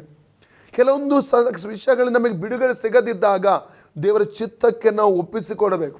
1 ಯೋಹನ 5:14 ಹೇಳ್ತದೆ, 1 ಜಾನ್ 5:14 ಹೇಳ್ತದೆ, ದೇವರ ಚಿತ್ತಕ್ಕೆ ಅನುಸಾರವಾದದ್ದನ್ನು ಪ್ರಾರ್ಥಿಸುವುದಾದರೆ ದೇವರು ನಮಗೆ ಅದನ್ನು ಅನುಗ್ರಹಿಸುತ್ತಾನೆ ಎಂಬುದಾಗಿ ನೋಡ್ತೇವೆ. ಕೆಲವೊಂದು ಸಮಯಗಳಲ್ಲಿ ಬಿಡುಗಡೆ ಸಿಗುವುದಿಲ್ಲ, ತಕ್ಷಣ ಸಿಗುವುದಿಲ್ಲ, ಅಥವಾ ಬಿಡುಗಡೆ ಸಿಗುವುದಿಲ್ಲ. ನಾವು ಹೇಳಬೇಕು, ನಿನ್ನ ಚಿತ್ತ ಇದ್ದರೆ, ಮತ್ತ 8:2 ಆ ಕುಷ್ಠರೋಗಿ ಹೇಳಿದ ಹಾಗೆ ನಿನ್ನ ಚಿತ್ತ ಇದ್ದರೆ ದೇವರೇ ನನ್ನ ಗುಣಪಡಿಸು. ನಾವು ದಾನಿಯೇಲನ ಪುಸ್ತಕ 3ನೇ ಅಧ್ಯಾಯ 15-17 ವಾಕ್ಯದಲ್ಲಿ ಶದ್ರಕ್ ಮೇಷಕ್ ಅಬೇದ್ನೆಗೋ ಆ ಅರಸನಿಗೆ ಹೇಳಿದಂತೆ, ಚಿತ್ತ ಇಲ್ಲದಿದ್ದರೂ ಅರಸನೇ, ದೇವರಿಗೆ ಬಿಡುಗಡೆ ಮಾಡುವುದಕ್ಕೆ ಚಿತ್ತ ಇಲ್ಲದಿದ್ದು ನೀನು ಮಾಡಿದಂಥ ಮೂರ್ತಿಗೆ ನಾವು ಅಡ್ಡ ಬಿಡುವುದಿಲ್ಲ ಎಂಬಂಥ ಮಾತನ್ನು ಅವರು ಆಡುವಂಥದ್ದು ಅಲ್ಲಿ ನಾವು ನೋಡ್ತೇವೆ ಪ್ರಿಯರೇ. ಹಾಗಾದರೆ ಇಲ್ಲಿ ಸ್ಪಷ್ಟವಾಗಿ ನಾವು ಕಾಣುವಂಥದ್ದು ಏನಂದರೆ, ಲೌಕಿಕವಾದ ಕೆಲವು ಆಶೀರ್ವಾದಗಳಿಗಾಗಿ ಮಾತ್ರ ಅಲ್ಲ ನಾವು ಕರ್ತನ ಯೇಸುವಿನ ಮೇಲೆ ನಂಬಿಕೆ ಇಟ್ಟದ್ದು, ನಿತ್ಯ ಜೀವಕ್ಕೋಸ್ಕರವಾಗಿ ಯೇಸು ಕ್ರಿಸ್ತನ ಮೇಲೆ ನಂಬಿಕೆ ಇಟ್ಟದವರಾಗಿದ್ದೇವೆ ನಾವು. ಆ ನಿತ್ಯ ಜೀವದ ಕುರಿತಾಗಿ ಸತ್ಯವೇದ ಹೇಳ್ತದೆ, ರೋಮ 8:18, ಇಂದಿನ ಕಷ್ಟಗಳು ಮುಂದಿನ ಮಹಿಮೆಯ ಜೀವಿತವನ್ನು ಹೋಲಿಸುವುದಾದರೆ ಇಂದಿನ ಕಷ್ಟಗಳು ಏನೂ ಅಲ್ಲ ಎಂಬುದಾಗಿ ಅಲ್ಲಿ ಹೇಳುವಂಥದ್ದನ್ನು ಅಲ್ಲಿ ಕಾಣ್ತೇವೆ ಪ್ರಿಯರೇ. ಅಂಥ ಒಂದು ಮಹಿಮೆಯ ಜೀವಿತವನ್ನು ದೇವರು ನನಗಾಗಿ ನಿಮಗಾಗಿ ಮರಣ ನಂತರವಾಗಿ ಆತನು ಸಿದ್ಧ ಮಾಡಿಟ್ಟಿದ್ದನು. ಆ ಜೀವಿತಕ್ಕಾಗಿ ಈ ಲೋಕದ ಎಂಥ ತ್ಯಾಗ ಮಾಡುವುದಕ್ಕಾಗಿ ನಾವು ಸಿದ್ಧವಾಗಿರಬೇಕು ಪ್ರಿಯರೇ. ನಂಬಿಕೆಯನ್ನು ಕಳ್ಕೋಬಾರ್ದು. ದೇವರ ಮೇಲಿರುವ ಯಾವುದೇ ಪರಿಸ್ಥಿತಿಯಲ್ಲಿ ಯಾವ ಸಮಯದಲ್ಲಿಯೂ ದೇವರ ನಂಬಿಕೆ ಕಳ್ಕೋಬಾರದು. ಆದ ಕಾರಣ ಈ 8ನೇ ಸಿದ್ಧತೆ ಏನೆಂದರೆ ದೇವರ ಮೇಲೆ ಪರಿಪೂರ್ಣವಾದ ನಂಬಿಕೆಯನ್ನು ಇಡುವಂಥದ್ದು ಆಗಿದೆ ಪ್ರಿಯರೇ. ದೇವರನ್ನು ಆತುಕೊಳ್ಳುವಂಥದ್ದು, ದೇವರ ಮೇಲೆ ಪೂರ್ಣವಾಗಿ ನಾವು ಯೇಸುವಿನ ಮೇಲೆ ನಂಬಿಕೆ ಇಡುವಂಥದ್ದಾಗಿದೆ ಆ ಪ್ರಿಯರೇ. ಯಾವುದೇ ಕಾರಣಕ್ಕೂ ನಂಬಿಕೆಯನ್ನು ಬಿಟ್ಟು ಹೋಗುವಂಥದ್ದಲ್ಲ. ಇದು ನಿಜವಾದ ಸಿದ್ಧತೆ ಆಗಿದೆ. ಅಂದರೆ ಸಾಯುವವರೆಗೂ ಆರಂಭದಲ್ಲಿದ್ದಂಥ ಅದೇ ನಂಬಿಕೆ ಅಥವಾ ಎತ್ತಲ್ಪಡುವವರೆಗೂ ಅದೇ ನಂಬಿಕೆಯೊಂದಿಗೆ ನಾವು ಜೀವಿಸುವವರಾಗಿರಬೇಕು. ನಮಗೆ ಆಶೀರ್ವಾದ ಸಿಗಲಿ ಸಿಗದಿರಲಿ, ಬಿಡುಗಡೆ ಸಿಗಲಿ ಸಿಗದಿರಲಿ, ಅಥವಾ ನಮ್ಮ ಪ್ರಾರ್ಥನೆಗೆ ಉತ್ತರ ಸಿಗಲಿ ಸಿಗದಿರಲಿ, ವಾಗ್ದಾನ ನೆರವೇರಲಿ ನೆರವೇರದಿರಲಿ, ದೇವರು ಖಂಡಿತ ವಾಗ್ದಾನ ಮಾಡಿದರೆ ಆತ ನೆರವೇರಿಸ್ತಾನೆ. ಅದು ವಿಷಯವಲ್ಲ. ವಿಷಯ ನಮ್ಮ ದೇವರ ಚಿತ್ತವಾಗಿದೆ. ದೇವರ ಚಿತ್ತಕ್ಕೆ ನಾವು ಪ್ರಾಮುಖ್ಯತೆಯನ್ನು ಕೊಡುವರಾಗಿರಬೇಕು. ಅದಕ್ಕೆ ಯೇಸು ಏನು ಹೇಳಿದ, ಸಾಧ್ಯವಾದರೆ ಮತ್ತು 26:39 ಸಾಧ್ಯವಾದರೆ ತಂದೆಯನ್ನು ನೋಡಿ ಪ್ರಾರ್ಥಿಸಿದ್ದ ಗೆತ್ಸೆಮನೆ ತೋಟದಲ್ಲಿ, ಸಾಧ್ಯವಾದರೆ ಪಾತ್ರೆ ನನ್ನಿಂದ ತೊಲಗಿಸು, ಆದರೆ ನನ್ನ ಚಿತ್ತದಂತಾಗದೆ ನಿನ್ನ ಚಿತ್ತದಂತೆ ಆಗಲಿ ಎಂಬುದಾಗಿ ಆತನು ಪ್ರಾರ್ಥಿಸುವಂಥದ್ದನ್ನು ಅಲ್ಲಿ ನಾವು ಕಾಣ್ತಾ ಇದ್ದೇವೆ. ಹಾಗಾದರೆ 9ನೇ ಸಂಗತಿ ಏನಾಗಿದೆ? ದೇವರ ಮೇಲೆ ಪರಿಪೂರ್ಣವಾದ ನಂಬಿಕೆಯನ್ನು ಇಡುವಂಥದ್ದು ಆಗಿದೆ ಪ್ರಿಯರೇ. 9ನೇದಾಗಿ ನಾವು ಮುಂದಕ್ಕೆ ಹೋಗುವ. ರೋಮಪುರದ ಪತ್ರಿಕೆ 13ನೇ ಅಧ್ಯಾಯ 11-14, ನಿದ್ದೆಯಿಂದ ಎಚ್ಚೆತ್ತುಕೊಳ್ಳುವಂಥದ್ದು ಯೇಸು ಕ್ರಿಸ್ತನ ಬರೋಣಕ್ಕಿರುವ ಒಂದು ಸಿದ್ಧತೆಯಾಗಿದೆ. ಆತ್ಮಿಕ ನಿದ್ದೆಯಿಂದ ಎಚ್ಚೆತ್ತುಕೊಳ್ಳುವಂಥದ್ದು. ಓದಿಕೊಳ್ಳೋಣ. ಈಗಿನ ಕಾಲವು ನಿದ್ದೆಯಿಂದ ಎಚ್ಚರವಾಗತಕ್ಕ ಕಾಲವೆಂದು ಅರಿತು ಇದನ್ನೆಲ್ಲ ಮಾಡಿರಿ. ನಾವು ಕ್ರಿಸ್ತನನ್ನು ಮೊದಲು ನಂಬಿದ ಕಾಲದಲ್ಲಿ ಇದ್ದದ್ದಕ್ಕಿಂತ ಈಗ ನಮ್ಮ ವಿಮೋಚನೆಯು ಹತ್ತಿರವಾಯಿತು. ಇರುಳು ಬಹಳ ಮಟ್ಟಿಗೆ ಕಳೆಯಿತು. ಹಗಲು ಸಮೀಪವಾಯಿತು. ಕತ್ತಲೆಗೆ ಅನುಗುಣವಾದ ಕೃತ್ಯಗಳನ್ನು ಬಿಟ್ಟು ಬೆಳಕಿಗೆ ಅನುಗುಣವಾದ ಆಯುಧಗಳನ್ನು ಧರಿಸಿಕೊಳ್ಳೋಣ. ದುಂದೌತಣ ಕುಡಿಕತನಗಳಲ್ಲಾಗಲಿ ಕಾಮವಿಲಾಸ ನಿರ್ಲಜ್ಜ ಕೃತ್ಯಗಳಾಗಲಿ ಜಗಳ ಹೊಟ್ಟೆ ಕಿಚ್ಚುಗಳಾಗಲಿ ಕಾಲ ಕಳೆಯದೆ ಹಗಲು ಹೊತ್ತಿಗೆ ತಕ್ಕ ಹಾಗೆ ಮಾನಸ್ಥರಾಗಿ ನಡೆದುಕೊಳ್ಳೋಣ. ದೇಹದ ಆಸೆಗಳನ್ನು ಪೂರೈಸುವುದಕ್ಕಾಗಿ ಚಿಂತಿಸದೆ ಕರ್ತನಾದ ಯೇಸು ಕ್ರಿಸ್ತನನ್ನು ಧರಿಸಿಕೊಳ್ಳಿರಿ. ನಾವು ಪುನಃ 11ನೇ ವಾಕ್ಯದ ಮೆಲ್ಲಗೆ ಓದುವ, ಒಂದೊಂದೇ ಪದಗಳನ್ನು ನಾವು ಧ್ಯಾನಿಸುವ. ಓದಿ. ಈಗಿನ ಕಾಲ ಪ್ರೆಸೆಂಟೇಜ್, ಈಗಿನ ಪ್ರಸ್ತುತ ವರ್ತಮಾನಕ. ಈಗಿನ ಕಾಲವು ನಿದ್ರೆಯಿಂದ ಎಚ್ಚರವಾಗ. ಯಾಕೆ ದೇವರು ಹೇಳ್ತಾ ಇದ್ದಾನೆ? ಇನ್ನೂ ಅನೇಕರು ಆತ್ಮಿಕವಾಗಿ ನಿದ್ರೆ ಮಾಡ್ತಾ ಇದ್ದಾರೆ. ಎಚ್ಚರವಾಗಿ. ಇಷ್ಟೆಲ್ಲ ಕೊರೋನಾ ಬಂತು, ಭೂಲೋಕದ ಎಷ್ಟೋ ಜನ ಸತ್ತು ಹೋದರು, ಎಷ್ಟೋ ಜನ ಆಸ್ಪತ್ರೆ ನರಳಾಡ್ತಾ ಇದ್ದಾರೆ, ಮನೆಗಳಲ್ಲಿ ನರಳಾಡ್ತಾ ಇದ್ದಾರೆ, ಅನೇಕರ ಬಿಸ್ನೆಸ್ ಕೊಲ್ಯಾಪ್ಸ್ ಆಯಿತು, ಎಷ್ಟೋ ಜನ ಕೆಲಸ ಕಳ್ಕೊಂಡು ಬಿಟ್ಟರು, ಆರ್ಥಿಕವಾಗಿ ಅನೇಕರು ಕುಗ್ಗಿ ಹೋದರು. ಅನೇಕರ ಪರಿಸ್ಥಿತಿ ನೋಡುವಾಗ ಅಲ್ಲಿ ತುಂಬ ದುಃಖಮಯವಾಗಿದೆ. ಲೋಕದಲ್ಲಿ ನಾವು ಎಲ್ಲ ಕಡೆ ಕಣ್ಣೀರು, ಗೋಳಾಟ, ದುಃಖ ನಾವು ಕಾಣ್ತಾ ಇದ್ದೇವೆ. ಇಷ್ಟೆಲ್ಲ ನಡೆದರೂ ಕೂಡ ಎಷ್ಟೋ ಕ್ರೈಸ್ತ ವಿಶ್ವಾಸಿಗಳು ಇನ್ನೂ ಆತ್ಮಿಕ ನಿದ್ರೆಯಲ್ಲಿದ್ದ ಹಾಗೆ ಆಗಿರ್ತದೆ. ಎಚ್ಚೆತ್ತುಕೊಳ್ಳದೆ ಒಂದು ಪ್ರಾರ್ಥಿಸುವಂಥದ್ದು. ದೇವರು ಏನು ಹೇಳಿದ್ದಾನೆ ಗೊತ್ತುಂಟಾ? 2 ಪೂರ್ವಕಾಲ 7ನೇ ಅಧ್ಯಾಯ 14ನೇ ವಾಕ್ಯ, 2 ಕ್ರೂನಿಕಲ್ ಚಾಪ್ಟರ್ 7:14 ಏನು ಹೇಳ್ತದೆ? ನನ್ನವರೆಂಬ ನನ್ನ ಪ್ರಜೆಗಳು ತಮ್ಮನ್ನು ತಗ್ಗಿಸಿಕೊಂಡು ತಮ್ಮ ಕೆಟ್ಟ ನಡತೆಯನ್ನು ಬಿಟ್ಟು ನನ್ನ ದರ್ಶನವನ್ನು ಬಯಸಿ ನನ್ನ ಹತ್ರ ಪ್ರಾರ್ಥಿಸುವುದಾದರೆ ನಾನು ಅವರ ದೇಶಕ್ಕೆ ಏನು ಕೊಡ್ತೇನೆ? ಆರೋಗ್ಯ ಕೊಡ್ತೇನೆ. ಪುನಃ ಓದಿಸುತ್ತೆ ವಾಕ್ಯವನ್ನು ಓದಿ. ನನ್ನವರೆಂದು ಹೆಸರುಗೊಂಡ ನನ್ನವರೆಂಬ ಒಂದು ಹೆಸರುಕೊಂಡ ನನ್ನ ಪ್ರಜೆಗಳು ತಮ್ಮನ್ನು ತಗ್ಗಿಸಿಕೊಂಡು ತಮ್ಮ ಕೆಟ್ಟ ನಡತೆಯನ್ನು ಬಿಟ್ಟು ತಿರುಗಿಕೊಂಡು ತಮ್ಮನ್ನು ತಗ್ಗಿಸಿಕೊಳ್ಬೇಕು. ಎರಡನೇದಾಗಿ ತಮ್ಮ ಕೆಟ್ಟ ನಡತೆಯನ್ನು ಬಿಡಬೇಕು. ಯಾರ ಕುರಿತಾಗಿ ಯೇಸು ಹೇಳ್ತಾ ಇದ್ದಾನೆ? ದೇವರು ಹೇಳ್ತಿದ್ದಾನೆ, ದೇವಜನರ ಕುರಿತಾಗಿ, ರಕ್ಷಣೆ ಹೊಂದಿದ ದೇವಜನರ ಕುರಿತಾಗಿ, ದೇವರ ಲೋಕ ಜನರ ಕುರಿತಾಗಿ ಅಲ್ಲ.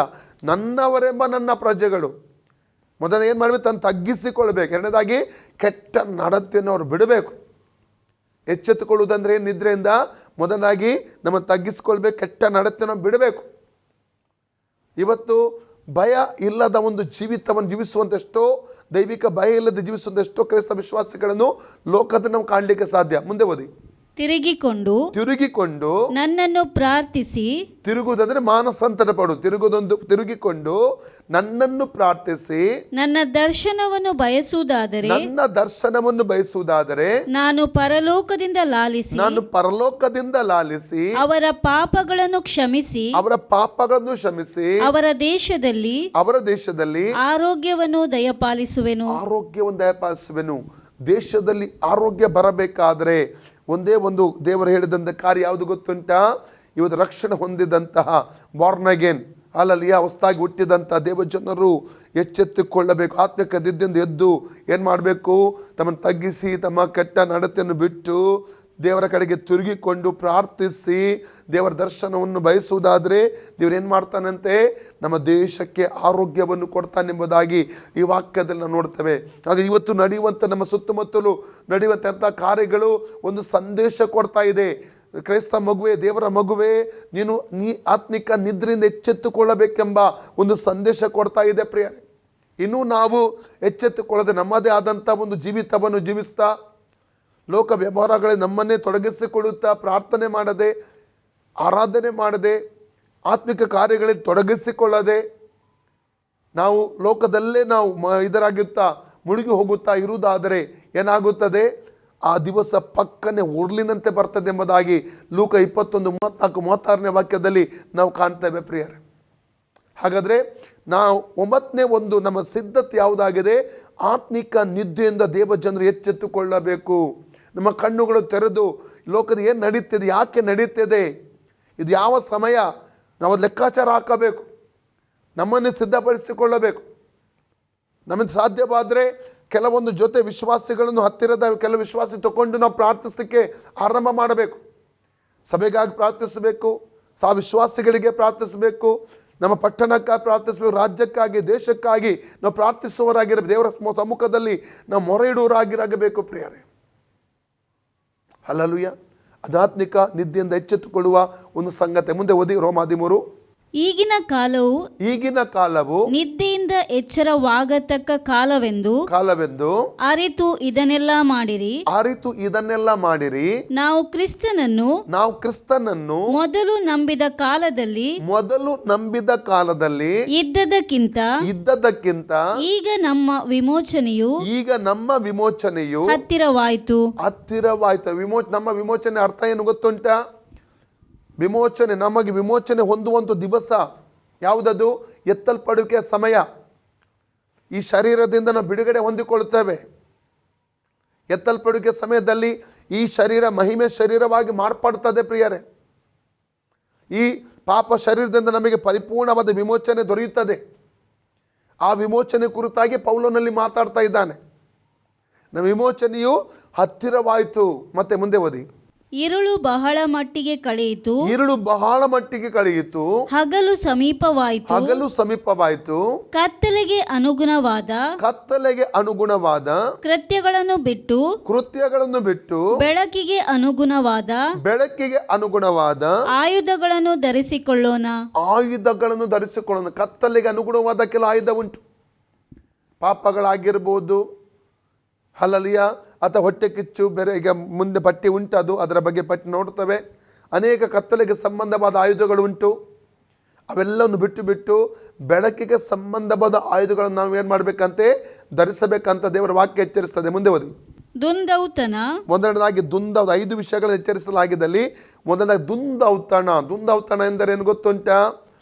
ಒಂದು ಊಟವನ್ನು ಮಾಡಿ ಯಾವಾಗಲೂ ಅಡಿಗೆ ಮಾಡುತ್ತಾ, ಊಟ ಮಾಡುತ್ತಾ, ಮಾಂಸಾಹಾರ ಸೇವಿಸುತ್ತಾ 4 ಜನ ಒಟ್ಟಾಗಿ ಸೇರಿಸುವಂಥದ್ದು. ಈಗ ಲೋಕದಲ್ಲಿ ನಾವು ಈಗ ಕೊರೋನಾ ಇರುವ ನಿಮಿತ್ತ, ಲಾಕ್ಡೌನ್ ಇರೋ ನಿಮಿತ್ತ ಜನರಿಗೆ ಅದೆಲ್ಲ ಮಾಡಲಿಕ್ಕೆ ಸಮಯ ಸಿಗುವುದಿಲ್ಲ, ಕಷ್ಟ ಆಗ್ತಾ ಇದೆ. ಅದು ಎಲ್ಲದಕ್ಕೂ ನೆವಬೇಕು, ಏನಾದರೂ ಮಾಡಿಕೊಂಡು ಹಣವನ್ನು ಪೋಲು ಮಾಡುವಂಥದ್ದು. ಒಂದು 50 ಜನರನ್ನು 100 ಜನರನ್ನು ಕೆಲವು ಜನ ಕರೆದು ಯಾವುದೋ ಒಂದು ಎಲ್ಲಕ್ಕೂ ಕೂಡ ನಾನು ಕಳೆದ ದಿವಸಗಳಲ್ಲಿ ಹೇಳಿದ್ದೆ, ಸತ್ತಂಥ ದಿವಸವನ್ನು ಕೂಡ ಕೆಲವರು ಆಚರಣೆ ಮಾಡ್ತಾರೆ. ಅದನ್ನು ಕೂಡ ಕ್ಯಾಟ್ರಿಂಗ್ಗೆ ಕೊಟ್ಟು, ಊಟ ಎಲ್ಲ ಕೊಟ್ಟು, ವಿಸ್ಕಿ ಪೆನ್ ಎಲ್ಲ ತರಿಸಿ ಎಲ್ಲ ಏನು ಮಾಡ್ತಾರೆ, ಭರ್ಜರಿ ಊಟ ಮಾಡಿಸುವವರಿದ್ದಾರೆ. ಇದಕ್ಕೆ ದುಂದೌತಣ ಎಂಬುದಾಗಿ ಹೇಳ್ತಾರೆ ಪ್ರಿಯರೇ. ರೋಮಾಪುರದ ಪತ್ರಿಕೆ 14:17 ಏನು ಹೇಳ್ತದೆ? ರೋಮನ್ಸ್ 14:17 ದೇವರ ರಾಜ್ಯವು ತಿನ್ನುವುದು ಕುಡಿಯುವುದು ಅಲ್ಲ, ಏನು ಹೇಳ್ತದೆ? ಪ್ರೀತಿಯು. ಓದಿ. ಯಾಕೆಂದರೆ ತಿನ್ನುವುದು ಕುಡಿಯುವುದು ದೇವರ ರಾಜ್ಯವಲ್ಲ, ನೀತಿಯು ಸಮಾಧಾನವು ಪವಿತ್ರಾತ್ಮನಿಂದಾಗುವ ಆನಂದವೂ ಆಗಿದೆ ಎಂಬುದಾಗಿ ನಾವು ನೋಡ್ತೇವೆ ಪ್ರಿಯರೇ. ತಿನ್ನುವುದು ಕುಡಿದು ದೇವರ ರಾಜ್ಯ ಅಲ್ಲ. ಆದ ಕಾರಣ ದುಂದೌತಣ. ಅಲ್ಲಿ ನಾವು ಲೂಕ 21 ಓದಿದ್ದೇವಲ್ಲ, 34-36 ವಾಕ್ಯದಲ್ಲಿ ಏನು ಅಲ್ಲಲ್ಲಿಯ ಓದಿ, ಪುನಃ 34 ವಾಕ್ಯದ ಓದಿ. ನಿಮ್ಮ ವಿಷಯದಲ್ಲಿ ಜಾಗರೂಕರಾಗಿರಿ. ಅತಿ ಭೋಜನದ ಮದಳಿನಿಂದಲೂ ಅಮಲಿನಿಂದಲೂ ಪ್ರಪಂಚದ ಚಿಂತೆಗಳಿಂದಲೂ ನಿಮ್ಮ ಹೃದಯಗಳು ಭಾರವಾಗಿರಲಾಗಿ ಆ ದಿವಸವು ನಿಮ್ಮ ಮೇಲೆ ಉರ್ಲಿನಂತೆ ಪಕ್ಕನೆ ಬಂದಿತು. ಆ ದಿವಸ ಅಂದ್ರೆ ಯಾವ ದಿವಸ? ಕ್ರಿಸ್ತನ ರಹಸ್ಯ ಬರೋಣ ಪ್ರಿಯರೇ. ಗೊತ್ತಿಲ್ಲದೆ ನಮಗೆ ನಾವು ಇದರಲ್ಲೇ ಮುಳುಗಿರುವಾಗ, ದುಂದೌತಣದಲ್ಲಿ, ಅಮಲಿನಲ್ಲಿ, ಲೋಕದ ಚಿಂತೆಗಳಲ್ಲಿ, ಲೋಕದ ವ್ಯವಹಾರಗಳಲ್ಲೇ ತೊಡಗಿಸಿಕೊಂಡಿರುವಾಗ ಏನಾಗ್ತದೆ? ಉರುಳಿನ ಹಾಗೆ ಯಾಕೆ ಬರಬೇಕು? ಅದು ನಾವು ಸಿದ್ಧ ಮಾಡಿಕೊಳ್ಳದೆ ಹೋದರೆ ಆ ದಿವಸಕ್ಕಾಗಿ ಏನಾಗುತ್ತದೆ? ಉರುಳಿನಂತೆ ಅದು ಬರ್ತದೆ, ನಮ್ಮ ಮೇಲೆ ಪಕ್ಕನೆ ಅದು ಬರ್ತದೆ. ಕೈ ಬಿಡಲ್ಪಡುವಂಥ ಆ ರಹಸ್ಯ ಬಣ್ಣದಲ್ಲಿ ಕೈ ಬಿಡಲ್ಪಡುವ ಪರಿಸ್ಥಿತಿ ಉಂಟಾಗುತ್ತದೆ. ಅದಕ್ಕಾಗಿ ಎಚ್ಚರಿಸುವಂಥ ಸತ್ಯವೇದ ನೀವೇನು ಮಾಡಿ, ಸಿದ್ಧತೆ ಮಾಡಿಕೊಡ್ರಿ ಆತ ಬರೋಣಕ್ಕಾಗಿ ಎಂಬುದಾಗಿ ಪದೇ ಸತ್ಯವೇದ ನಮ್ಮನ್ನು ಏನು ಮಾಡ್ತದೆ? ಎಚ್ಚರಿಸುವಂಥದ್ದಾಗಿ. ದುಂದೌತಣ. ಮುಂದೆ ಓದಿ. ದುಂದೌತಣ ಕುಡಿಕತನಗಳಲ್ಲಿ ಎರಡನೇದು ಕುಡುಕತನ. ನಾನು ಕೇಳಲ್ಪಟ್ಟಿದ್ದೇನೆ, ನಾನು ನೋಡಲಿಲ್ಲ ಕಣ್ಣಲ್ಲಿ, ಎಷ್ಟೋ ಕ್ರೈಸ್ತ ವಿಶ್ವಾಸಿಗಳು ಕೂಡ ಒಂದು ಸರಾಯಿ ಮದ್ಯಪಾನ ಕುಡಿತಾರೆ ಎಂಬುದಾಗಿ, ರಹಸ್ಯವಾಗಿ ಯಾರು ಗೊತ್ತಾಗದ ಹಾಗೆ ಅವರ ಮನೆಗೆ ಮಾತ್ರ ಗೊತ್ತಿರ್ತದೆ. ಕುಡಿಯುವಂಥ ಕ್ರೈಸ್ತ ಮದ್ಯಪಾನ ಮಾಡುವ ಕ್ರೈಸ್ತ ವಿಶ್ವಾಸಕ್ಕೆ ಕೆಲವರಿದ್ದಾರೆ ಎಂಬುದಾಗಿ ನಾನು ಕೇಳಲ್ಪಟ್ಟಿದ್ದೇನೆ ಪ್ರಿಯರೇ. ತುಂಬ ದುಃಖವಾಗುತ್ತದೆ. ಅದು ಕೂಡ ಹೇಳುವುದು ಯಾರು ಗೊತ್ತು? ಅವಿಶ್ವಾಸಿಗಳು ಹೇಳ್ತಾರೆ, ರಕ್ಷಣೆ ಹೊಂದದವರು ಹೇಳ್ತಾರೆ. ತುಂಬ ಬೇಜಾರಾಗ್ತದೆ ಅದನ್ನು ಕೇಳುವಾಗ. ಲೋಕದಲ್ಲಿ ನಮ್ಮೊಂದು ಸಾಕ್ಷಿ ಇರಬೇಕು ಪ್ರಿಯರೇ. ನಮ್ಮದು ನಿಜವಾದ ಸಾಕ್ಷಿ ಇಲ್ಲದೆ ಬೆಳಕಾಗಿ ಉಪ್ಪಾಗಿ ನಾವು ಜೀವಿಸುವುದಕ್ಕೆ ನಮಗೆ ಸಾಧ್ಯವಿಲ್ಲ. ಅದಕ್ಕೆ ನೋಡಿ ಎಫೆಸ 5:8 ಏನು ಹೇಳ್ತದೆ? ಓದಿ. ಎಫೆಸ 5:8.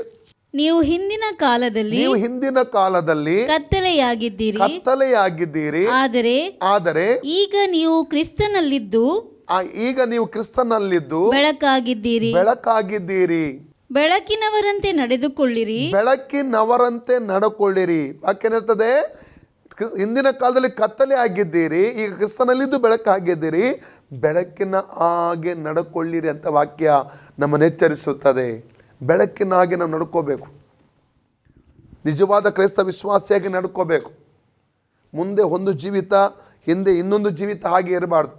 ಬಹಿರಂಗ ಜೀವಿತ ಒಂದು ರೀತಿ, ಒಂದು ರೀತಿ ಇರ್ತದೆ, ಎಲ್ಲರ ಮುಂದೆ ಪ್ರೈಸೋಲ ಬ್ರದರ್, ಪ್ರೈಸೋಲ ಸಿಸ್ಟರ್ ಒಂದು ಪರಿಶುದ್ಧರಾಗಿ ನಟನೆ ಮಾಡುವಂಥದ್ದು, ರಾಸ ಜೀವಿತದಲ್ಲಿ ಪಾಪದಲ್ಲಿ ಜೀವಿಸುವಂಥದ್ದು, ಇದಾಗಿರಬಹುದು ನಮ್ಮ ಜೀವಿತ ಪ್ರಿಯರೇ. ನಾವು ನೋಡಿ ಅಪೊಸ್ತಲಕತೆ 11:26 ವಾಕ್ಯದಲ್ಲಿ ಓದುವುದಾದರೆ, ಅಲ್ಲಿ ಅಂತ್ಯೋಕ್ಯದಲ್ಲಿ ಶಿಷ್ಯರಿಗೆ ಪ್ರಥಮ ಬಾರಿಗೆ ಕ್ರೈಸ್ತರೆಂಬುದೇ ಕರೆದ್ರು. ಯಾರು? ಅನ್ಯ ಜನರು ಕರೆದ್ರು. ಯಾಕೆ? ಕ್ರೈಸ್ತ ಎಂದರೆ ಅರ್ಥ ಏನು? ಕ್ರೈಸ್ಟ್ ಈಸ್ ಇನ್, ಯೇಸು ಕ್ರಿಸ್ತನು ಇವನೊಳಗಿದ್ದಾನೆಂಬುದಾಗಿ ಅರ್ಥ. ಕ್ರೈಸ್ತನು ಎಂಬುದಾಗಿ ಹೇಳಬೇಕಾದ್ರೆ ಕ್ರಿಸ್ತನು ಇವನಲ್ಲಿ ವಾಸ ಮಾಡ್ತಾ ಇದ್ದಾನೆಂಬುದಾಗಿ ಅರ್ಥ. ಯಾಕೆ? ಇವರ ಜೀವಿತ ನೋಡಿ, ಇವರ ಸಾಕ್ಷಿ ನೋಡಿ ಅನ್ಯ ಜನರು ಕ್ರಿಸ್ತರು ಎಂಬುದಾಗಿ ಅವರನ್ನು ಕರೆದ್ರು ಪ್ರಿಯರೇ. ಇವತ್ತು ನಾವು ಇರುವಂಥ ಮನೆಯಲ್ಲಿ, ನಮ್ಮ ನೆರೆಕೆರೆಯಲ್ಲಿ, ನಾವು ಕೆಲಸ ಮಾಡುವಂಥ ಸ್ಥಳದಲ್ಲಿ, ನಮ್ಮ ಊರಿನಲ್ಲಿ, ನಮ್ಮ ಪಟ್ಟಣದಲ್ಲಿ ನಮ್ಮ ಸಾಕ್ಷಿ ಯಾವ ರೀತಿಯಲ್ಲಿದೆ ನಮ್ಮನ್ನು ಪರೀಕ್ಷೆ ಮಾಡಿಕೊಳ್ಳೋಣ.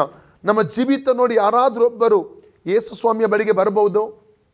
ಯೇಸು ಒಂದು ಮಾತಾಡಿದ್ದಾನೆ ತೊಡಕುಗಳ ಕುರಿತಾಗಿ, ಹೌದಾ? ಮತ್ತಾಯನ ಸುವಾರ್ತೆ 18:6 ಓದುವ, 6-9. ಆದರೆ ನನ್ನಲ್ಲಿ ನಂಬಿಕೆ ಇಡುವ ಈ ಚಿಕ್ಕವರಲ್ಲಿ ಒಬ್ಬನಿಗೆ ಯಾವನಾದರೂ ಅಡ್ಡಿಯಾದರೆ ಅಂತವನ ಕೊರಳಿಗೆ ಬೀಸುವ ಕಲ್ಲು ಕಟ್ಟಿ ಅವನನ್ನು ಆಳವಾದ ಸಮುದ್ರದಲ್ಲಿ ಮುಳುಗಿಸಿ ಬಿಡುವುದು ಅವನಿಗೆ ಹಿತವಾಗುವುದು. ತೊಡಕುಗಳು ಬರುವುದರಿಂದ ಲೋಕಕ್ಕೆ ಎಷ್ಟೋ ಕೇಡು. ತೊಡಕುಗಳು ಹೇಗಾದರೂ ಬರುವವು. ಆದಾಗ್ಯೂ ಯಾವ ಮನುಷ್ಯನಿಂದ ತೊಡಕು ಬರುತ್ತದೋ ಅವನ ಗತಿಯನ್ನು ಏನು ಹೇಳಲಿ. ಹಾಗಾದರೆ ನಿನ್ನ ಕೈಯಾಗಲಿ ನಿನ್ನ ಕಾಲಾಗಲಿ ನಿನ್ನನ್ನು ಪಾಪದಲ್ಲಿ ಸಿಕ್ಕಿಸುವುದಾದರೆ ಅದನ್ನು ಕಡಿದು ಬಿಸಾಡಿ ಬಿಡು. ಎರಡು ಕೈಯುಳ್ಳವನಾಗಿ ಎರಡು ಕಾಲು ಉಳ್ಳವನಾಗಿದ್ದು ನಿತ್ಯವಾಗಿರುವ ಬೆಂಕಿಯಲ್ಲಿ ಹಾಕಿಸಿಕೊಳ್ಳುವುದಕ್ಕಿಂತ ಕೈ ಕಾಲು ಕಳಕೊಂಡವನಾಗಿ ಜೀವದಲ್ಲಿ ಸೇರುವುದು ನಿನಗೆ ಉತ್ತಮ. ನೋಡಿ ಎಂತ ಒಂದು ಮಾತು ನೋಡಿ. ತೊಡಕೊಳ್ಳು ಹೇಗಾದ್ರೂ ಬರ್ತದೆ, ಆದರೆ ಯಾರ ಮೂಲಕ ಬರ್ತದಲ್ಲ ಅವನ ಗತಿ ಏನೆಂದು ಹೇಳಲಿ ಅಂತ ಕರ್ತನ ಯೇಸು ಸ್ವಾಮಿ ಸ್ವತಃವಾಗಿ ಹೇಳ್ತಾ ಇದ್ದಾನೆ. ನಾವು ನಮ್ಮನ್ನೇ ಪರೀಕ್ಷೆ ಮಾಡು. ನನ್ನ ಮೂಲಕ ತೊಡಕು ಬರಕೂಡದು. ನನ್ನ ಮೂಲಕ ಒಬ್ಬ ವ್ಯಕ್ತಿಯ ನಂಬಿಕೆ ಕುಂದಿ ಹೋಗಬಾರ್ದು. ನನ್ನ ಮೂಲಕ ನಾನು ಒಬ್ಬ ವ್ಯಕ್ತಿಗೆ ಯೇಸುವಿನ ಬಳಿಗೆ ಬರಲಿಕ್ಕೆ ಅಡ್ಡಿಯಾಗಿರಬಾರ್ದು. ನನ್ನ ಜೀವಿತ, ನನ್ನ ಯಾವುದೇ ರೀತಿಯ ನಡತೆ ಒಬ್ಬ ವ್ಯಕ್ತಿ ಯೇಸು ಕ್ರಿಸ್ತನ ಬಳಿಗೆ ಬರೋದಕ್ಕೆ ಅಡ್ಡಿಯಾಗಬಾರದು ಎಂಬುದಾಗಿ ನಾವು ಪ್ರಾರ್ಥನೆ ಮಾಡಬೇಕು ಪ್ರಿಯರೇ. ಎಚ್ಚರಿಕೆ ಆಗಿರಬೇಕು ನಮ್ಮ ಜೀವಿತ ಸಾಕ್ಷ್ಯ ಮೂಲಕವಾಗಿ. ಆದ ಕಾರಣ ಈ ಕುಡುಕತನ ಎಂಬುವಂಥದ್ದು ನಾವು ನೋಡ್ತೇವೆ. 1 ಕೊರಿಂಥ 3:16-17, 1 ಕೊರಿಂಥ 6:19-20, 2 ಕೊರಿಂಥ 6:16 ಹೇಳ್ತಾರೆ, ನಮ್ಮ ಶರೀರವು ಪವಿತ್ರಾತ್ಮನ ಗರ್ಭಗುಡಿ. ದೇವರು ನಮ್ಮ ಒಳಗೆ ವಾಸ ಮಾಡ್ತಾನೆ. ಇವು ಶುದ್ಧವಾಗಿಟ್ಟುಕೊಳ್ಳುವಂಥ ಚರ್ಚ್ ಕಟ್ಟಡಗಳನ್ನಲ್ಲ, ಶುದ್ಧವಾಗಿಟ್ಟುಕೊಳ್ಳುವಂಥದ್ದು ನಮ್ಮ ಶರೀರವನ್ನು. ಚರ್ಚ್ ಕಟ್ಟಡಗಳನ್ನು ಶುದ್ಧವಾಗಿಡಬೇಕು. ಯಾಕೆ? ಅದನ್ನು ಆರಾಧಿಸುವ ಒಂದು ಸ್ಥಳ ಅಷ್ಟೇ, ಅಲ್ಲಿ ಅಲ್ಲ ದೇವರಿರುವಂಥದ್ದು. ದೇವರು ನಮ್ಮ ಒಳಗಡೆ ವಾಸ ಮಾಡ್ತಾ ಇದ್ದಾನೆ. ದೇವಜನರು ಕೂಡಿ ಬರುವಾಗ ನಮ್ಮ ಮಧ್ಯದಲ್ಲಿ ಆತನ ಸಾನ್ನಿಧ್ಯ ಹಿಡಿದು ಬರ್ತದೆ ವಿನಃ ಕಟ್ಟಡಗಳಲ್ಲಿ ದೇವರು ವಾಸ ಮಾಡುವುದಿಲ್ಲ. ಅಪೊಸ್ತಲ 17:24 ಪ್ರಕಾರ ಅದು ಈ ಒಂದು ಆಲಯವನ್ನು ಭಯಂಕರ ಶುದ್ಧವಾಗಿ ಪರಿಶುದ್ಧವಾಗಿ ಇಟ್ಟುಕೊಳ್ಳಬೇಕು ಪ್ರಿಯರೇ. ಆದ ಕಾರಣ ಈ ಕುಡುಕತನ ಎಂಬುವಂಥದ್ದು ಇದು ಏನಾಗಿದೆ ಪ್ರಿಯರೇ? ಇದು ದೇವರಿಂದ ದೂರವಾಗಿ ಕೊಂಡೋಗುವಂಥ ಒಂದು ಸಂಗತಿ ಆಗಿದೆ. ದೇವರ ವಾಕ್ಯ ಹೇಳ್ತದೆ 1 ಕೊರಿಂಥ 6ನೇ ಅಧ್ಯಾಯದಲ್ಲಿ 9-10 ವಾಕ್ಯ, 1 ಕೊರಿಂಥ 5:11-12 ನೋಡ್ತೇವೆ. ಗಲಾತ್ಯ 5:19-21 ಕೂಡ ನೋಡ್ತೇವೆ. ಕುಡುಕರು ದೇವರ ರಾಜ್ಯಕ್ಕೆ ಬಾಧ್ಯರಾಗುವುದಿಲ್ಲ ಅಂತ ಹೇಳ್ತದೆ. ಮಾತ್ರ ಎಫೆಸ 5:18 ಹೇಳ್ತದೆ, ನಾವು ಮದ್ಯಪಾನ ಮಾಡಿ ಮತ್ತರಾಗದೆ ಪವಿತ್ರಾತ್ಮ ಭರಿತರಾಗಬೇಕೆಂಬುದಾಗಿ ಕೂಡ ದೇವರ ವಾಕ್ಯ ನಮ್ಮನ್ನು ಎಚ್ಚರಿಸುತ್ತದೆ ಪ್ರಿಯರೇ. ಅಲ್ಲಲ್ಲೂಯ್ಯ. ಹಾಗಾದರೆ ಕುಡುಕತನಗಳಲ್ಲಾಗಲಿ, ದುಂದಾವತನ ಕುಡುಕತನಗಳಲ್ಲಾಗಲಿ, ಮತ್ತೆ ಮುಂದೆ ಓದಿ. ಕಾಮವಿಲಾಸ, 3ನೇದ ಕಾಮವಿಲಾಸ, ನಿರ್ಲಜ್ಜ ಕೃತ್ಯಗಳಲ್ಲಿ ಆಗಲಿ. ಕಾಮವಿಲಾಸ, ನಿರ್ಲಜ್ಜ ಕೃತ್ಯಗಳು, ಪ್ರೈಸ್ ಗಾಡ್, ತಪ್ಪಾದ ಶರೀರ ಭಾವದ ಕರ್ಮಗಳ ಕುರಿತಾಗಿ ಇಲ್ಲಿ ನೋಡ್ತಾ ಇದ್ದೇವೆ ಪ್ರಿಯರೇ. ಕಾಮವಿಲಾಸ, ವ್ಯಭಿಚಾರ ಪಾಪ ಆಗಿರ್ಬೋದು, ಜಾರತ್ವ ಪಾಪ ಆಗಿರ್ಬೋದು. ಇಂಥ ಸಂಗತಿಗಳು ತೊಡಗಿಸಿಕೊಳ್ಳುವಂಥದ್ದು, ಇಂಥ ಸಂಗತಿಗಳಿಗೆ ಮನಸ್ಸಿಡುವಂಥದ್ದು. ಕೀರ್ತನೆ 66:18 ಹೇಳ್ತದೆ, ನಾನು ಕೆಟ್ಟತನದ ಮೇಲೆ ಮನಸ್ಸಿಟ್ಟಿದ್ದರೆ ಸ್ವಾಮಿ ನನ್ನ ವಿಜ್ಞಾಪನೆ ಕೇಳುತ್ತಿದ್ದಿಲ್ಲ ಎಂಬುದಾಗಿ ಅಲ್ಲಿ ಭಕ್ತನಾದ ದಾವೀದನು ಹೇಳುವಂಥದ್ದನ್ನು ಅಲ್ಲಿ ನಾವು ಕಾಣ್ತಾ ಇದ್ದೇವೆ ಪ್ರಿಯರೇ. ಕಾಮ ವಿಲಾಸ ನಿರ್ದಾಜ್ಯ ಕೃತ್ಯಗಳಲ್ಲಾಗಲಿ, ಮುಂದೆ ಓದಿ, ಜಗಳ ಹೊಟ್ಟೆ ಕಿಚ್ಚುಗಳಲ್ಲಿ ಆಗಲಿ. ಜಗಳ, ನಾಲ್ಕನೇ ಸಂಗತಿ ಯಾವುದು? ಜಗಳ ಮಾಡುವಂಥದ್ದು, ವಿಶ್ವಾಸೊಟ್ಟಿಗೆ ಜಗಳ ಮಾಡುವಂಥದ್ದು. ಅವರು ಬಂದರೆ ನಾನು ಪ್ರಾರ್ಥನೆಗೆ ಬರಲ್ಲ, ಅವರು ಕೂತ್ಕೊಂಡ ಸಾಲಲ್ಲಿ ನಾನು ಕೂತ್ಕೊಳ್ಳಲ್ಲ, ಅವರ ಬದಿಯಲ್ಲಿ ನಾನು ಕೂತ್ಕೊಳ್ಳಲ್ಲ, ಅವರು ಈ ಚರ್ಚಲ್ಲಿದ್ದಿರುವ ನಿಮಿತ್ತ ನಾನು ಬರಲ್ಲ, ನಾನು ಬೇರೆ ಚರ್ಚೆಗೆ ಹೋಗುತ್ತೇನೆ, ಈ ರೀತಿ ಹೇಳುವಂಥ ಒಂದು ಮನೋಭಾವ ನಮ್ಮಲ್ಲಿದ್ದ ಅಂಥ ಸಂಗತಿ ನಮ್ಮಲ್ಲಿದೆ. ನಮ್ಮನ್ನು ಪರೀಕ್ಷೆ ಮಾಡಿಕೊಳ್ಳೋಣ. ಅನೇಕ ಸಲ ನಾವು ಹೇಳ್ತೇವೆ ನನಗೆ ಯಾರ ಮೇಲೆ ಕೋಪ ಇಲ್ಲ ಎಂಬುದಾಗಿ, ಆದರೆ ನಮಗೆ ಗೊತ್ತಿಲ್ಲದೆ ಅನೇಕರನ್ನು ದ್ವೇಷ ಮಾಡಿಬಿಡ್ತೇವೆ ನಾವು. ಜಗಳ, ಅದು ಮನೆಯಲ್ಲಿ ಆಗಿರ್ಬೋದು, ನೆರೆಕೆರೆಯಲ್ಲಿ ಆಗಿರ್ಬೋದು, ಕೆಲಸ ಮಾಡೋ ಸ್ಥಳದಲ್ಲಿ ಆಗಿರ್ಬೋದು. ನಾನು ಜಗಳ ಮಾಡುವಂಥ ವ್ಯಕ್ತಿ ಆಗಿದ್ದೇನಾ? ನಮ್ಮನ್ನು ಪ್ರಶ್ನೆ ಮಾಡಿಕೊಳ್ಳುವ ಪ್ರಿಯರು. ಓಕೆ, ಐದನೇದಾಗಿ ಮುಂದೆ ಓದಿ. ಜಗಳ, ಹೊಟ್ಟೆ ಕಿಚ್ಚು. ಐದನೇದಾಗಿ ಯಾವುದಾಗಿದೆ? ಹೊಟ್ಟೆ ಕಿಚ್ಚು. ಇದು ಭಯಂಕರವಾದಂಥ ಒಂದು ಏನಾಗಿದೆ? ಸೈತಾನನ ಆಯುಧವಾಗಿದೆ ಪ್ರಿಯರು. ಕಾಯಿನನು ಆಬೇಲನ್ನು ಯಾಕೆ ಕೊಂದ? ಹೊಟ್ಟೆ ಕಿಚ್ಚು. ಫಿಲಿಷ್ಟಿಯರು ಯಾಕೆ ಹೊಟ್ಟೆ ಕಿಚ್ಚು ಪಟ್ಟರು ಇಸಾಕನ ಮೇಲೆ? ಅವನ ಆಸ್ತಿ ಹೆಚ್ಚಿದ್ದರಿಂದ. ಕೊನೆಗೆ ಹೊಟ್ಟೆ ಕಿಚ್ಚು ಯಾವುದಕ್ಕೆ ನಡೆಸಿತು? ಅವನ ತಂದೆ ಅಬ್ರಾಮನ್ ತೋಡಿದ್ದ ಬಾವಿಗಳನ್ನು ಮುಚ್ಚಿದ್ರು. ಇವನು ತೋಡಿದ ಬಾವಿಗಳನ್ನು ಅವ್ರು ಏನು ಮಾಡಿದ್ರು? ಮೋಸದಿಂದ ವಂಚಿಸಿ ತಗೊಂಡ್ರು, ಜಗಳ ಮಾಡಿ ತಗೊಂಡ್ರು. ನಾವು ನೋಡ್ತೇವೆ. ಆದರೂ ಇಸಾಕನ ದೇವರು ಆಶೀರ್ವಾದ ಮಾಡಿದ. ಇದರಲ್ಲಿ ಒಂದು ತಿಳ್ಕೊಳ್ಬೇಕು ನಾವು ಒಬ್ಬ ವ್ಯಕ್ತಿ ಮೇಲಕ್ಕೆ ಬರುವಾಗ, ಒಬ್ಬ ವ್ಯಕ್ತಿ ಅಭಿವೃದ್ಧಿ ಹೊಂದುವಾಗ ನಾವು ಎಷ್ಟೇ ಹೊಟ್ಟೆ ಕಿಚ್ಚು ಪಟ್ಟು ಅವನ ಹೆಸರನ್ನು ಕೆಡಿಸಲಿಕ್ಕೆ ಅಥವಾ ಅವನಿಗೆ ವಿರುದ್ಧವಾಗಿ ತಪ್ಪೋರಿಸುವಂಥದ್ದು, ಏನೇ ತೊಂದರೆಗಳನ್ನು ಮಾಡಲಿಕ್ಕೆ ಎಷ್ಟೇನು ಪ್ರಯತ್ನ ಮಾಡಿದರೂ ಕೂಡ ದೇವರು ಮೆಚ್ಚುವುದಾದರೆ ಆ ವ್ಯಕ್ತಿಯನ್ನು ಏನು ಮಾಡ್ತಾನೆ? ಮೇಲಕ್ಕೆ ಎತ್ತುತ್ತಾನೆ, ಆಶ್ವಸ್ತಾನೆ. ಆದ ಕಾರಣ 1 ಪೇತ್ರ 3:9 ಹೇಳಿದ ಪ್ರಕಾರವಾಗಿ ನಾವು ಶಪಿಸುವುದಕ್ಕೆ ಕರೆಯಲ್ಪಟ್ಟವರಲ್ಲ, ನಾವು ಆಶೀರ್ವಾದ ಮಾಡುವುದಕ್ಕೆ ಕರೆಯಲ್ಪಟ್ಟವರೆಂಬುದಾಗಿ ಅಲ್ಲಿ ಪೇತ್ರನು ಹೇಳುವಂಥದ್ದನ್ನು ಅಲ್ಲಿ ನಾವು ಕಾಣ್ತಾ ಇದ್ದೇವೆ ಪ್ರಿಯರೇ. ಹೊಟ್ಟೆ ಕಿಚ್ಚು ಪಡಬಾರ್ದು. ನಾವು ಪರೀಕ್ಷೆ ಮಾಡುವ ಪ್ರತಿದಿನ ನಮ್ಮನ್ನು ದೇವರ ಒಂದು ಪಾದಪೀಠದಲ್ಲಿ ಕುಳಿತುಕೊಂಡು ನಮ್ಮನ್ನು ಪರೀಕ್ಷೆ ಮಾಡಿಕೊಳ್ಳಬೇಕು. ಕರ್ತನೆ, ನನ್ನಲ್ಲಿ ಹೊಟ್ಟೆ ಕಿಚ್ಚು ಉಂಟಾ? ನನಗೆ ಇನ್ನೊಬ್ಬನ ಕುರಿತಾಗಿ ಹೊಟ್ಟೆ ಕಿಚ್ಚು ಆಗ್ತಾ ಇದೆಯಾ? ಸಹ ವಿಶ್ವಾಸ ಕುರಿತಾಗಿ, ಸಹ ಉದ್ಯೋಗಿಯ ಕುರಿತಾಗಿ, ಅಥವಾ ಬೇರೆ ಯಾರ ಕುರಿತಾಗಿ ಹೊಟ್ಟೆ ಕಿಚ್ಚು ನನ್ನಲ್ಲಿ ಉಂಟಾಗ್ತಾ ಇದೆಯಾ? ಒಬ್ಬನ ಅಭಿವೃದ್ಧಿ ಕಾಣುವಾಗ ನಾನು ಹೊಟ್ಟೆ ಕಿಚ್ಚು ಬರ್ತದ? ಅವಾಗಲೇ ಮಾನಸಾಂತರ ಪಟ್ಟು ದೇವರ ಬಳಿ ಕೇಳಿಕೊಳ್ಳಿ, ದೇವರ ಈ ಹೊಟ್ಟೆ ಕಿಚ್ಚಿನ ಆತ್ಮದಿಂದ ನನ್ನ ಪೂರ್ಣವಾಗಿ ಬಿಡುಗಡೆ ಮಾಡು. ಈ ಹೊಟ್ಟೆ ಕಿಚ್ಚು ಏನು ಮಾಡ್ತದೆ? ನಮ್ಮನ್ನು ಪರಿಪೂರ್ಣವಾಗಿ ಹಾಳು ಮಾಡಿಬಿಡ್ತದೆ ಪ್ರಿಯರು. ನಮ್ಮನ್ನಂತೂ ನಾವು ಅದು ಉದ್ಧಾರ ಮಾಡುವುದಿಲ್ಲ. ಎಷ್ಟು ಉದಾಹರಣೆ ಕೊಡ್ಬೋದು. ಯೋಸೆಫನ ಅಣ್ಣಂದಿರು ಸ್ವತಃ ತನ್ನ ತಮ್ಮನಿಗೆ ವಿರೋಧ ಹೊಟ್ಟೆ ಕಿಚ್ಚು ಮಾಡಿದ್ರಿಂದಾಗಿ ಏನಾಯಿತು? ಅವನನ್ನು ಬಾವಿಗೆ ಹಾಕಿ ಕೊನೆಗೆ ಇಷ್ಮಾಯೇಲಿಗೆ ಮಾರಿಬಿಡುವಂಥದ್ದನ್ನು ಅಲ್ಲಿ ನಾವು ಕಾಣ್ತಾ ಇದ್ದೇವೆ ಪ್ರಿಯರೇ. ಹಲ್ಲೆಲೂಯಾ. ಆದ ಕಾರಣ ಹೊಟ್ಟೆ ಕಿಚ್ಚು ಎಂಬುವಂಥದ್ದು ಅದು ನಮ್ಮ ಪ್ರಯಾಣಕ್ಕೆ, ಆತ್ಮಿಕ ಜೀವಿತಕ್ಕೆ ಅದು ಅಡ್ಡಿಯಾಗಿದೆ. ಆತ್ಮಿಕ ಆಶೀರ್ವಾದಕ್ಕೆ ಅದು ಅಡ್ಡಿಯಾದಂಥ ಒಂದು ಸಂಗತಿಯಾಗಿ, ಯೇಸುವಿನ ಬರೋಣಕ್ಕೆ ಅದು ತಡೆಯಾಗಿ ನಿಂತ ಒಂದು ಸಂಗತಿಯಾಗಿದೆ ಪ್ರಿಯರೇ. ಓಕೆ, ಮುಂದೆ ಓದಿ. ರೋಮ 13. ಕಾಲ ಕಳೆಯದೆ ಹಗಲು ಹೊತ್ತಿಗೆ ತಕ್ಕ ಹಾಗೆ ಮಾನಸ್ಥರಾಗಿ ನಡೆದುಕೊಳ್ಳೋಣ. ದೇಹದ ಆಸೆಗಳನ್ನು ಪೂರೈಸುವುದಕ್ಕಾಗಿ ಚಿಂತಿಸದೆ ಕರ್ತನಾದ ಯೇಸು ಕ್ರಿಸ್ತನನ್ನು ಧರಿಸಿಕೊಳ್ಳಿರಿ. ದೇಹದ ಆಸೆಗಳನ್ನು ಪೂರೈಸುವುದಕ್ಕೆ ದೇಹ ಏನೆಲ್ಲ ಬಯಸುತ್ತದೆ ಅದೆಲ್ಲ ಕೊಡುವಂಥದ್ದಲ್ಲ. ಅಲ್ಲಲ್ಲಿಯ ಕೆಲವೊಂದಕ್ಕೆ ಇಲ್ಲ ಎಂದು ಹೇಳುವುದಕ್ಕೆ ನಾವು ರೆಡಿ ಆಗಿರಬೇಕು.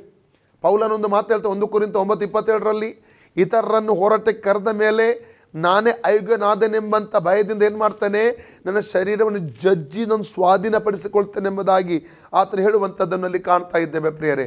ಕ್ರಿಸ್ತನನ್ನು ನಾವು ಧರಿಸಿಕೊಳ್ಳುವರಾಗಿರಬೇಕು. ಹಾಗಾದರೆ ಇದು ನಿದ್ದೆಯಿಂದ ಆತ್ಮಿಕ 9ನೇ ಸಂಗತಿ, ಯೇಸುವಿನ ಬರೋಣಕ್ಕೆ ಪ್ರಿಪೇರ್ ಆಗುವುದು, ಸಿದ್ಧರಾಗುವುದು ಆತ್ಮಿಕ ನಿದ್ರೆಯಿಂದ ಎಚ್ಚೆತ್ತುಕೊಳ್ಳುವಂಥದ್ದಾಗಿದೆ ಪ್ರಿಯರೇ.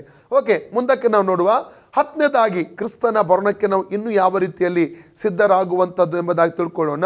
1 ಕೊರಿಂಥ 1:7 ಎದುರು ನೋಡುವಂಥದ್ದು. ಆತನ ಬರೋಣವನ್ನು ಯಾವಾಗಲೂ ನಾವು ಎದುರು ನೋಡುವವರಾಗಿರಬೇಕು. ಹೀಗೆ ನೀವು ಯಾವ ಕೃಪಾವರದಲ್ಲಿಯೂ ಕೊರತೆ ಇಲ್ಲದವರಾಗಿ ನಮ್ಮ ಕರ್ತನಾದ ಯೇಸು ಕ್ರಿಸ್ತನ ಪ್ರತ್ಯಕ್ಷತೆಯನ್ನು ಎದುರು ನೋಡುತ್ತಾ ಇದ್ದೀರಿ. ಹೌದು, ನಾವು ಯಾವಾಗ ನೋಡಿ, ಉದಾಹರಣೆಗೆ ಒಂದು ವೇಳೆ ಗಲ್ಫಲ್ಲಿರುವಂಥ, ವಿದೇಶದಲ್ಲಿರುವಂಥ ತಂದೆ ಒಂದು ವೇಳೆ ತನ್ನ ಊರಿಗೆ, ತನ್ನ ಮಗುವಿಗೆ ಅಥವಾ ಹೆಂಡತಿಗೆ ಒಂದು ಸಂದೇಶ ಕಳಿಸಿ ನಾನು ಬರ್ತಾ ಇದ್ದೇನೆ ಬೇಗ ಎಂಬುದಾಗಿ, ಅದ ನಂತರ ಅವ್ರು ಏನು ಮಾಡ್ತಾರೆ, ಎದುರು ನೋಡ್ತಾ ಇರ್ತಾರೆ, ಯಾವಾಗ ಡ್ಯಾಡಿ ಬರ್ತಾರೆ, ಯಾವಾಗ ನಮ್ಮ ಗಂಡ ಬರ್ತಾರೆ ಎಂಬುದಾಗಿ. ಅವ್ರ ಮನೆಯಿಂದ ಏನು ಮಾಡ್ತಾ ಇರ್ತಾರೆ, ಅಥವಾ ತಂದೆ ತಾಯಿ ಇದ್ದರೆ ನಮ್ಮ ಮಗ ಯಾವಾಗ ಬರ್ತಾರೆ ಎದುರು ನೋಡ್ತಾ ಇರ್ತಾರೆ. ದಿನಗಳ ಲೆಕ್ಕ ಆಗ್ತಾ ಇರ್ತಾರೆ, ಗಂಟೆಗಳ ಲೆಕ್ಕ ಆಗ್ತಾ ಇರ್ತಾರೆ, ಎದುರು ನೋಡುವಂಥದ್ದು. ಇವತ್ತು ಬರ್ತಾನೆ, ನಾಳೆ ಬರ್ತಾನೆ, ಯಾವಾಗ ಬರ್ತಾನೆ ಎದುರು ನೋಡ್ತಾ ಕಾಯ್ತಾ ಇರ್ತಾರೆ ಪ್ರಿಯರೇ. ಅದೇ ರೀತಿಯಲ್ಲಿ ಯೇಸು ಕ್ರಿಸ್ತನ ಬರೋವನ್ನು ಕೂಡ ನಾವು ಯಾವಾಗಲೂ ಎದುರು ನೋಡುತ್ತಾ ಇರಬೇಕು. ಯಾವಾಗ ಬರ್ತಾನೆ ಸ್ವಾಮಿ, ಯಾವಾಗ ಬರ್ತಾನೆ, ಈಗ ಬರ್ಬೋದು, ನಾಳೆ ಬರ್ಬೋದು, ಎದುರು ನೋಡುವವರಾಗಿರಬೇಕು ಪ್ರಿಯರೇ. ನಾವು ಫಿಲಿಪ್ಪಿ 3:20 ವಾಕ್ಯ ಕೂಡ ಓದುವ. ಫಿಲಿಪ್ಪಿ 3:20. ಕರ್ತನಾದ ಯೇಸು ಕ್ರಿಸ್ತನು ಅಲ್ಲಿಂದಲೇ ರಕ್ಷಕನಾಗಿ ಬರುವುದನ್ನು ಎದುರು ನೋಡುತ್ತಾ ಇದ್ದೇವೆ. ಕರ್ತನಾದ ಯೇಸು ಕ್ರಿಸ್ತನು ಅಲ್ಲಿಂದಲೇ ರಕ್ಷಕನಾಗಿ ಬರುವಂಥದ್ದನ್ನು ಎದುರು ನೋಡುತ್ತಾ ಇದ್ದೇವೆ ಎಂಬುದಾಗಿ ಅಲ್ಲಿ ಪೌಲನು ಫಿಲಿಪ್ಪಿ 3:20 ಹೇಳ್ತಾ ಇದ್ದಾನೆ. 1 ಥೆಸಲೋನಿಕ 1:10 ಕೂಡ ಓದಿ.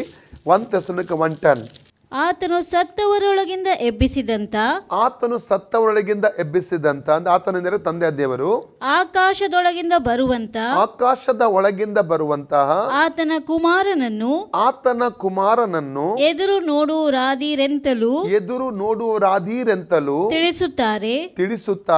ಈ ಯೇಸು ಮುಂದೆ ಬರುವ ದೈವ ಕೋಪದಿಂದ ನಮ್ಮನ್ನು ತಪ್ಪಿಸುವಾತನು. ಆ ಯೇಸು ಕ್ರಿಸ್ತನ ಬರಣವನ್ನು ನಾವು ಯಾವತ್ತೂ ಎದುರು ನೋಡ್ತಾ ಇರಬೇಕು ಪ್ರಿಯರೇ. ಇದು 10ನೇ ಸಿದ್ಧತೆಯಾಗಿದೆ ಆತನ ಬರಣಕ್ಕೋಸ್ಕರವಾಗಿ. ಇಲ್ಲದ್ರೆ ನಿದ್ರೆ ಮಾಡಿಬಿಡುವಂಥದ್ದಲ್ಲ. ಯೇಸು ಯಾವಾಗ ಬೇಕಾದ್ರೆ ಬರಲಿ ಎಂಬುದಾಗಿ ನಿದ್ರೆ ಮಾಡುವಂಥದ್ದಲ್ಲ ಪ್ರಿಯರೇ. ಇವತ್ತಿನ ಲೋಕದಲ್ಲಿ ನಡೆಯುವಂಥ ಸೂಚನೆ ಗುರುತುಗಳು ನಮ್ಮನ್ನು ಎಚ್ಚರಿಸ್ತಾ ಇವೆ.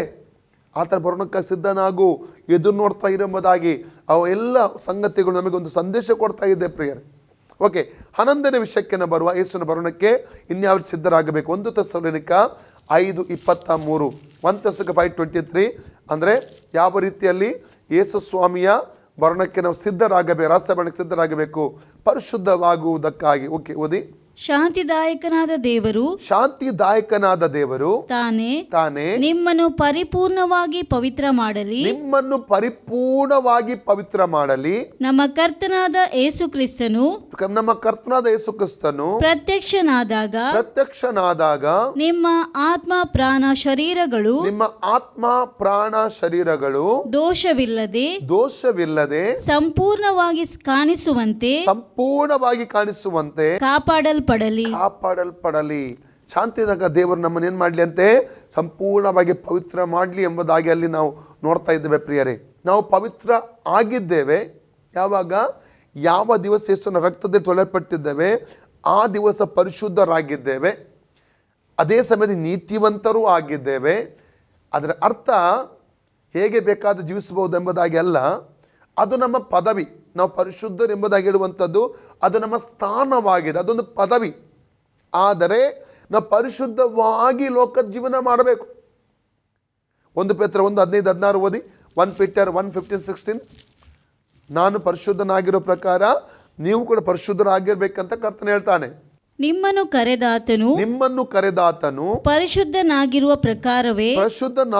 ಪ್ರಕಾರವೇ ನೀವು ವಿಧೇಯರಿಗೆ ತಕ್ಕಂತೆ ನಿಮ್ಮ ಎಲ್ಲಾ ನಡವಳಿಯಲ್ಲಿ ಪರಿಶುದ್ಧರಾಗಿರಿ. ನಾನು ಪರಿಶುದ್ಧನಾಗಿರುವುದರಿಂದ ನೀವು ಪರಿಶುದ್ಧರಾಗಿರಬೇಕು ಎಂದು ಬರೆದಿದೆಯಲ್ಲ. ಇಲ್ಲಿ ಸ್ಪಷ್ಟವಾಗಿ ನೋಡ್ತಾ ಇದ್ದೇವೆ, ನಿಮ್ಮನ್ನು ಕರೆದಾತನು ಪರಿಶುದ್ಧನಾಗಿದ್ದಾನೆ. ಆತನು ಪರಿಶುದ್ಧನಾಗಿರೋ ಪ್ರಕಾರ ನೀವು ಕೂಡ ಪರಿಶುದ್ಧರಾಗಿರಿ ಅಂತ ವಾಕ್ಯ ಸ್ಪಷ್ಟವಾಗಿ ಹೇಳ್ತಾ ಇದೆ. ಈ ಲೋಕದಲ್ಲಿ ಬೇಕಾಬಿಟ್ಟಿಯಾಗಿ ಜೀವಿಸ್ಲಿಕ್ಕೆ ಆಗಲ್ಲ ಒಬ್ಬ ಕ್ರೈಸ್ತ ಮಗು. ಈ ಲೋಕದಲ್ಲಿ ಪವಿತ್ರವಾದ ಬೇರ್ಪಟ್ಟಂಥ ಒಂದು ಜೀವಿತವನ್ನು ಜೀವಿಸಬೇಕು. ಅದಕ್ಕೆ ಎಫೆಸ 4:17 ಹೇಳ್ತದೆ, ನೀವು ಇನ್ನು ಮುಂದೆ ಅನ್ಯ ಜನರಾಗಿ ನಡ್ಕೊಳ್ಳಬಾರದೆಂಬುದಾಗಿ ಸ್ಪಷ್ಟವಾಗಿ ದೇವರ ವಾಕ್ಯ ನಮ್ಮನ್ನು ಎಚ್ಚರಿಸ್ತದೆ ಪ್ರಿಯರೇ. ಪ್ರಕಟಣೆ 22:11 ಓದಿ. ರೆವಲ್ಯೂಷನ್ 22:11. ಅನ್ಯಾಯ ಮಾಡುವವನು ಅನ್ಯಾಯ ಮಾಡುವವನು ಇನ್ನೂ ಅನ್ಯಾಯ ಮಾಡಲಿ, ಇನ್ನೂ ಅನ್ಯಾಯ ಮಾಡಲಿ, ಮೈಲಿಗೆಯಾದವನು ಮೈಲಿಗೆಯಾದವನು ತನ್ನನ್ನು ಇನ್ನೂ ಮೈಲಿಗೆ ಮಾಡಿಕೊಳ್ಳಲಿ, ತನ್ನನ್ನು ಇನ್ನೂ ಮೈಲಿಗೆ ಮಾಡಿಕೊಳ್ಳಲಿ, ನೀತಿವಂತನು ಇನ್ನೂ ನೀತಿಯನ್ನು ಅನುಸರಿಸಲಿ, ಇನ್ನೂ ನೀತಿಯನ್ನು ಅನುಸರಿಸಲಿ, ಪವಿತ್ರನು ತನ್ನನ್ನು ಇನ್ನೂ ಪವಿತ್ರ ಮಾಡಿಕೊಳ್ಳಲಿ.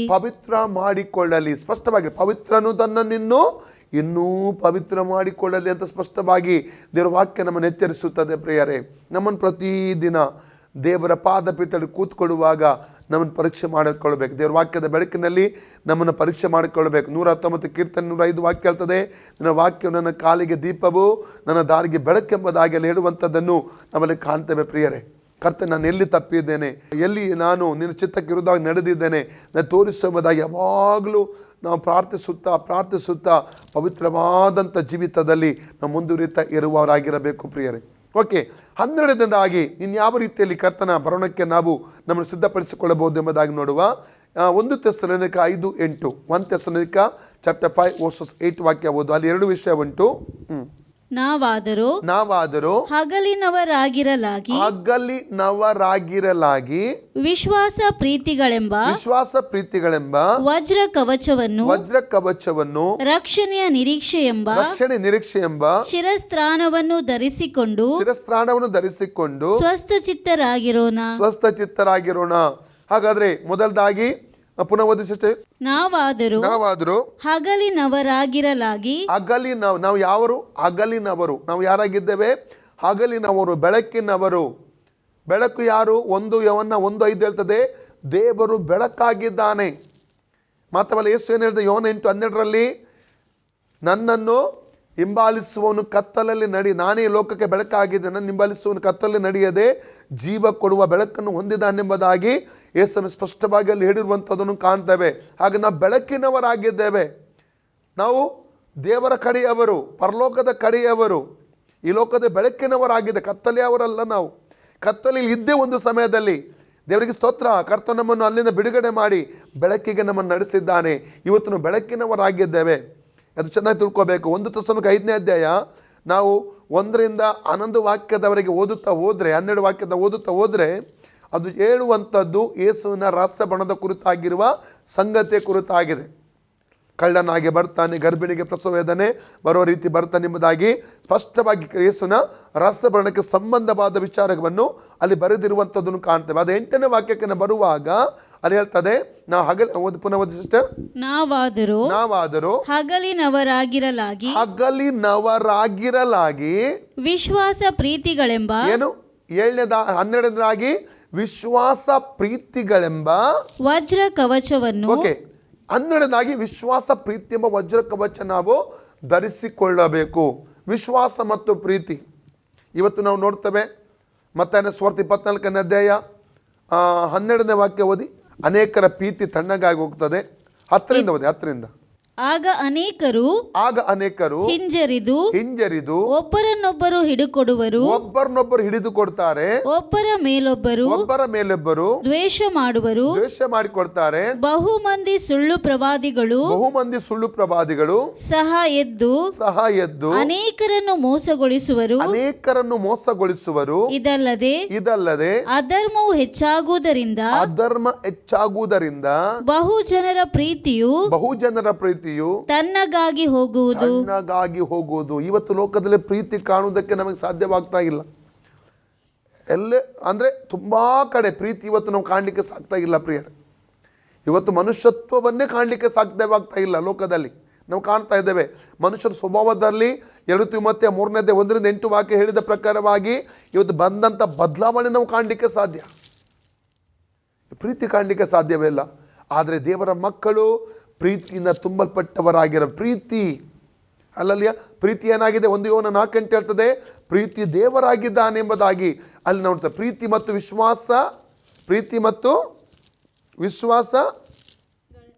ಪ್ರೀತಿ ವಿಶ್ವಾಸಗಳೆಂಬ ವಜ್ರಕವಚವನ್ನು ನಾವು ಧರಿಸಿಕೊಳ್ಳಬೇಕು. ಅವಾಗಲೇ ವಿಶ್ವಾಸ ನಂಬಿಕೆ ಕುರಿತಾಗಿ ನಾವು ಯೋಹನ್ನ 14ರಲ್ಲಿ ನಾವು ಮಾತಾಡಿದ್ದೇವೆ. ಪ್ರೀತಿ ಮತ್ತು ನಂಬಿಕೆ ಅಥವಾ ವಿಶ್ವಾಸ ಅದು ಒಟ್ಟಿಗೆ ಹೋಗುವುದಾಗಿರಬೇಕು. ಪ್ರಿಯರೇ, ಅಲ್ಲಲ್ಲಿಯ ಯೇಸುವಿನ ಬರೋಣದಲ್ಲಿ ನಾವು ಪ್ರೀತಿಯನ್ನು ಯಾವತ್ತೂ ನಾವು ಏನು ಮಾಡಬಾರದು? ಕಳ್ಕೋಬಾರದು. ನಮ್ಮಲ್ಲಿರುವಂಥ ಪ್ರೀತಿ ಅದು ಕಡಿಮೆ ಆಗಬಾರ್ದು. ದೇವಜನ ಮೇಲೆ ಪ್ರೀತಿ ಆಗಿರ್ಬೋದು, ಅಲ್ಲಲ್ಲಿಯ ಎಲ್ಲ ಜನರ ಮೇಲೆ ಇರುವಂಥ ಪ್ರೀತಿ ಆಗಿರ್ಬೋದು, ಅದು ನಮ್ಮಲ್ಲಿ ಕಡಿಮೆ ಆಗಬಾರ್ದು ಪ್ರಿಯರೇ. ನಾವು ಎಲ್ಲರೂ ಪ್ರೀತಿ ಮಾಡುವವರಾಗಿರಬೇಕು, ಪ್ರೀತಿಸುವಂಥ ವ್ಯಕ್ತಿಗಳಾಗಿರಬೇಕು. ಯೇಸು ಯಾರನ್ನು ಕೂಡ ದ್ವೇಷ ಮಾಡಲಿಲ್ಲ, ವೈರಿಯನ್ನು ಸಮೇತ ಯೇಸು ಏನು ಮಾಡಲಿಲ್ಲ, ದ್ವೇಷ ಮಾಡಲಿಲ್ಲ. ಆತನ ಪ್ರೀತಿಯ ವ್ಯಕ್ತಿಯಾಗಿ ಇರುವುದನ್ನು ಅಲ್ಲಿ ನಾವು ಕಾಣ್ತೇವೆ. ಪ್ರೀತಿ ಮತ್ತು ವಿಶ್ವಾಸ ಎಂಬ ವಜ್ರ ಕವಚವನ್ನು ನಾವೇನು ಮಾಡಬೇಕಂತೆ, ಧರಿಸಿಕೊಳ್ಳಬೇಕೆಂಬುದಾಗಿ ಹೇಳ್ತೇವೆ. 13ನೇದಾಗಿ ನಾವು ಅದೇ ವಾಕ್ಯ ಬಿ ಭಾಗ, ರಕ್ಷಣೆಯ ನಿರೀಕ್ಷೆ ಎಂಬ ಶಿರಸ್ತ್ರಾಣವನ್ನು ಧರಿಸಿಕೊಂಡು ಸ್ವಸ್ಥ ಚಿತ್ತರಾಗಿರೋಣ. ರಕ್ಷಣೆಯ ನಿರೀಕ್ಷೆ ಎಂಬ ಶಿರಸ್ತ್ರಾಣ, ರಕ್ಷಣೆಯ ನಿರೀಕ್ಷೆ ಎಂಬ ಶಿರಸ್ತ್ರಾಣ. ಅದರ ಅರ್ಥ, ರಕ್ಷಣೆಯಲ್ಲಿ 3 ಭಾಗ ಉಂಟು. ರಕ್ಷಣೆ ಹೊಂದಿದ್ದೇವೆ, ರಕ್ಷಣೆ ಹೊಂದುತ್ತಾ ಇದ್ದೇವೆ, ರಕ್ಷಣೆ ಹೊಂದುತ್ತೇವೆ. ರಕ್ಷಣೆ ಹೊಂದಿದ್ದೇವೆ ಯಾವುದರಿಂದ? ಪಾಪದ ಶಿಕ್ಷೆಯಿಂದ ರಕ್ಷಣೆ ಹೊಂದಿದ್ದೇವೆ. ಯಾವಾಗ ಪಾಪದ ಶಿಕ್ಷೆ ರಕ್ಷಣೆ ಹೊಂದಿದ್ದೇವೆ? ನಾವು ಯಾವ ದಿವಸ ನಮ್ಮ ಪಾಪಗಳಿಗೆ ಪಶ್ಚಾತ್ತಾಪ ಪಟ್ಟು ಕರ್ತನ ಯೇಸು ಕ್ರಿಸ್ತನ ರಕ್ಷಕನ ಒಡೆಯನಾಗಿ ಅಂಗೀಕಾರ ಮಾಡ್ತೇವಲ್ಲ, ಆ ದಿವಸ ಪಾಪದ ಶಿಕ್ಷೆಯಿಂದ ರಕ್ಷಣೆ ಹೊಂದಿದೆವು. ಅದ ನಂತರದ ಜೀವಿತ, ಸಾಯುವವರೆಗೆ ಅಥವಾ ಎತ್ತಲ್ಪಡುವವರೆಗೆ ಇರುವಂಥ ಜೀವಿತ ಉಂಟಲ್ಲ, ಪಾಪದ ಶಕ್ತಿಯಿಂದ ಬಿಡುಗಡೆ ಹೊಂದುವ ಒಂದು ಏನಾಗಿದೆ, ಜೀವಿತವಾಗಿದೆ. ಆ ಪಾಪದ ಶಕ್ತಿಯಿಂದ ನಾವು ಬಿಡುಗಡೆ ಹೊಂದುತ್ತಾ ಜಯಿಸುತ್ತಾ ಮುಂದುವರಿಯುವಂಥ ಒಂದು ಜೀವಿತವಾಗಿದೆ ಪ್ರಿಯರೇ. ಪಾಪದ ಶಕ್ತಿಯಿಂದ ಬಿಡುಗಡೆ ಹೊಂದುವಂಥ ಒಂದು ಜೀವಿತ ರಕ್ಷಣೆ 2ನೇ ಭಾಗವಾಗಿದೆ ಪ್ರಿಯರೇ. 3ನೇ ಭಾಗ ಏನಾಗಿದೆ? ಪಾಪದ ಸಾನ್ನಿಧ್ಯ. ಯಾವಾಗ ಅದು? ಯೇಸು ಕ್ರಿಸ್ತನ ರಹಸ್ಯಾಭರಣದಲ್ಲಿ ಪಾಪದ ಸಾನ್ನಿಧ್ಯದಿಂದ ಪರಿಪೂರ್ಣವಾಗಿ ನಾವು ರಕ್ಷಣೆ ಹೊಂದ್ಕೊಳ್ತೇವೆ, ಬಿಡುಗಡೆ ಹೊಂದಿಕೊಳ್ತೇವೆ. ಕ್ರಿಸ್ತನ ಹಾಗೆ ನಾವು ಆಗುತ್ತೇವೆ ಪ್ರಿಯರೇ. ಅದಕ್ಕೆ ಪೌಲನು ಇಲ್ಲಿ ಹೇಳ್ತಾ ಇದ್ದಾನೆ, ರಕ್ಷಣೆಯ ನಿರೀಕ್ಷೆ ಎಂಬ ಸ್ಥಿರಸ್ತ್ರಾಣ. ಅದು ಇಂಪಾರ್ಟೆಂಟ್. ಎಫೆಸ ಪತ್ರಿಕೆ 6ನೇ ಅಧ್ಯಾಯದಲ್ಲಿ ನಾವು ಓದೋದಾದರೆ, ನಾವು 14ನೇ ವಾಕ್ಯದಿಂದ 18 ವಾಕ್ಯದವರೆಗೆ 7 ವಿಧವಾದ ಸರ್ವಾಯುಧಗಳ ಬಗ್ಗೆ ಅಲ್ಲಿ ಪೌಲನು ಹೇಳ್ತಾ, ಅದರಲ್ಲಿ ಒಂದು ಏನಾಗಿದೆ, ರಕ್ಷಣೆ ಎಂಬ ಶಿರಸ್ತ್ರಾಣ ಎಂಬುದಾಗಿ ಅಲ್ಲಿ ಹೇಳಲ್ಪಟ್ಟಿರುವಂಥದ್ದನ್ನು ನೋಡ್ತೇವೆ. ಯಾವುದಲ್ಲ? 17ನೇ ವಾಕ್ಯ ಓದಿ. ಇದಲ್ಲದೆ ರಕ್ಷಣೆ ಎಂಬ ಶಿರಸ್ತ್ರಾಣವನ್ನು ಇಟ್ಟುಕೊಂಡು ಪವಿತ್ರಾತ್ಮನು ಕೊಡುವ ದೇವರ ವಾಕ್ಯವೆಂಬ ಕತ್ತಿಯನ್ನು ಹಿಡಿಯಿರಿ. ದೇವರ ವಾಕ್ಯ ಎಂಬ ಕತ್ತಿನ ರಕ್ಷಣೆ ಎಂಬ ಶಿರಸ್ತ್ರಾಣ. ಇದು ಇಂಪಾರ್ಟೆಂಟ್. ಹೆಲ್ಮೆಟ್. ಒಬ್ಬ ಶಿಪಾಯಿಯಲ್ಲಿರುವಂಥ ಒಂದು ಮುಖ್ಯವಾದ ಕಾರ್ಯ. ಯುದ್ಧ ಭೂಮಿಗೆ ಹೋಗುವಂಥ ಶಿಪಾಯಿ ಒಂದು ಹೆಲ್ಮೆಟನ್ನು ಧರಿಸಿಕೊಂಡು ಆತನು ಹೋಗುತ್ತಾನೆ ಪ್ರಿಯರೇ. ತಲೆಗೆ ತಲೆಯನ್ನು ಅದು ಕಾಪಾಡಿಕೊಳ್ತದೆ, ತಲೆಗೆ ಅದು ಪ್ರೊಟೆಕ್ಟ್ ಮಾಡುತ್ತದೆ. ಅದೇ ರೀತಿಯಲ್ಲಿ ರಕ್ಷಣೆ ಹೊಂದಿದ ರಕ್ಷಣೆ ಒಬ್ಬ ವ್ಯಕ್ತಿ ಕಳ್ಕೊಳ್ಳಿಕ್ಕೆ ಸಾಧ್ಯತೆ ಉಂಟು.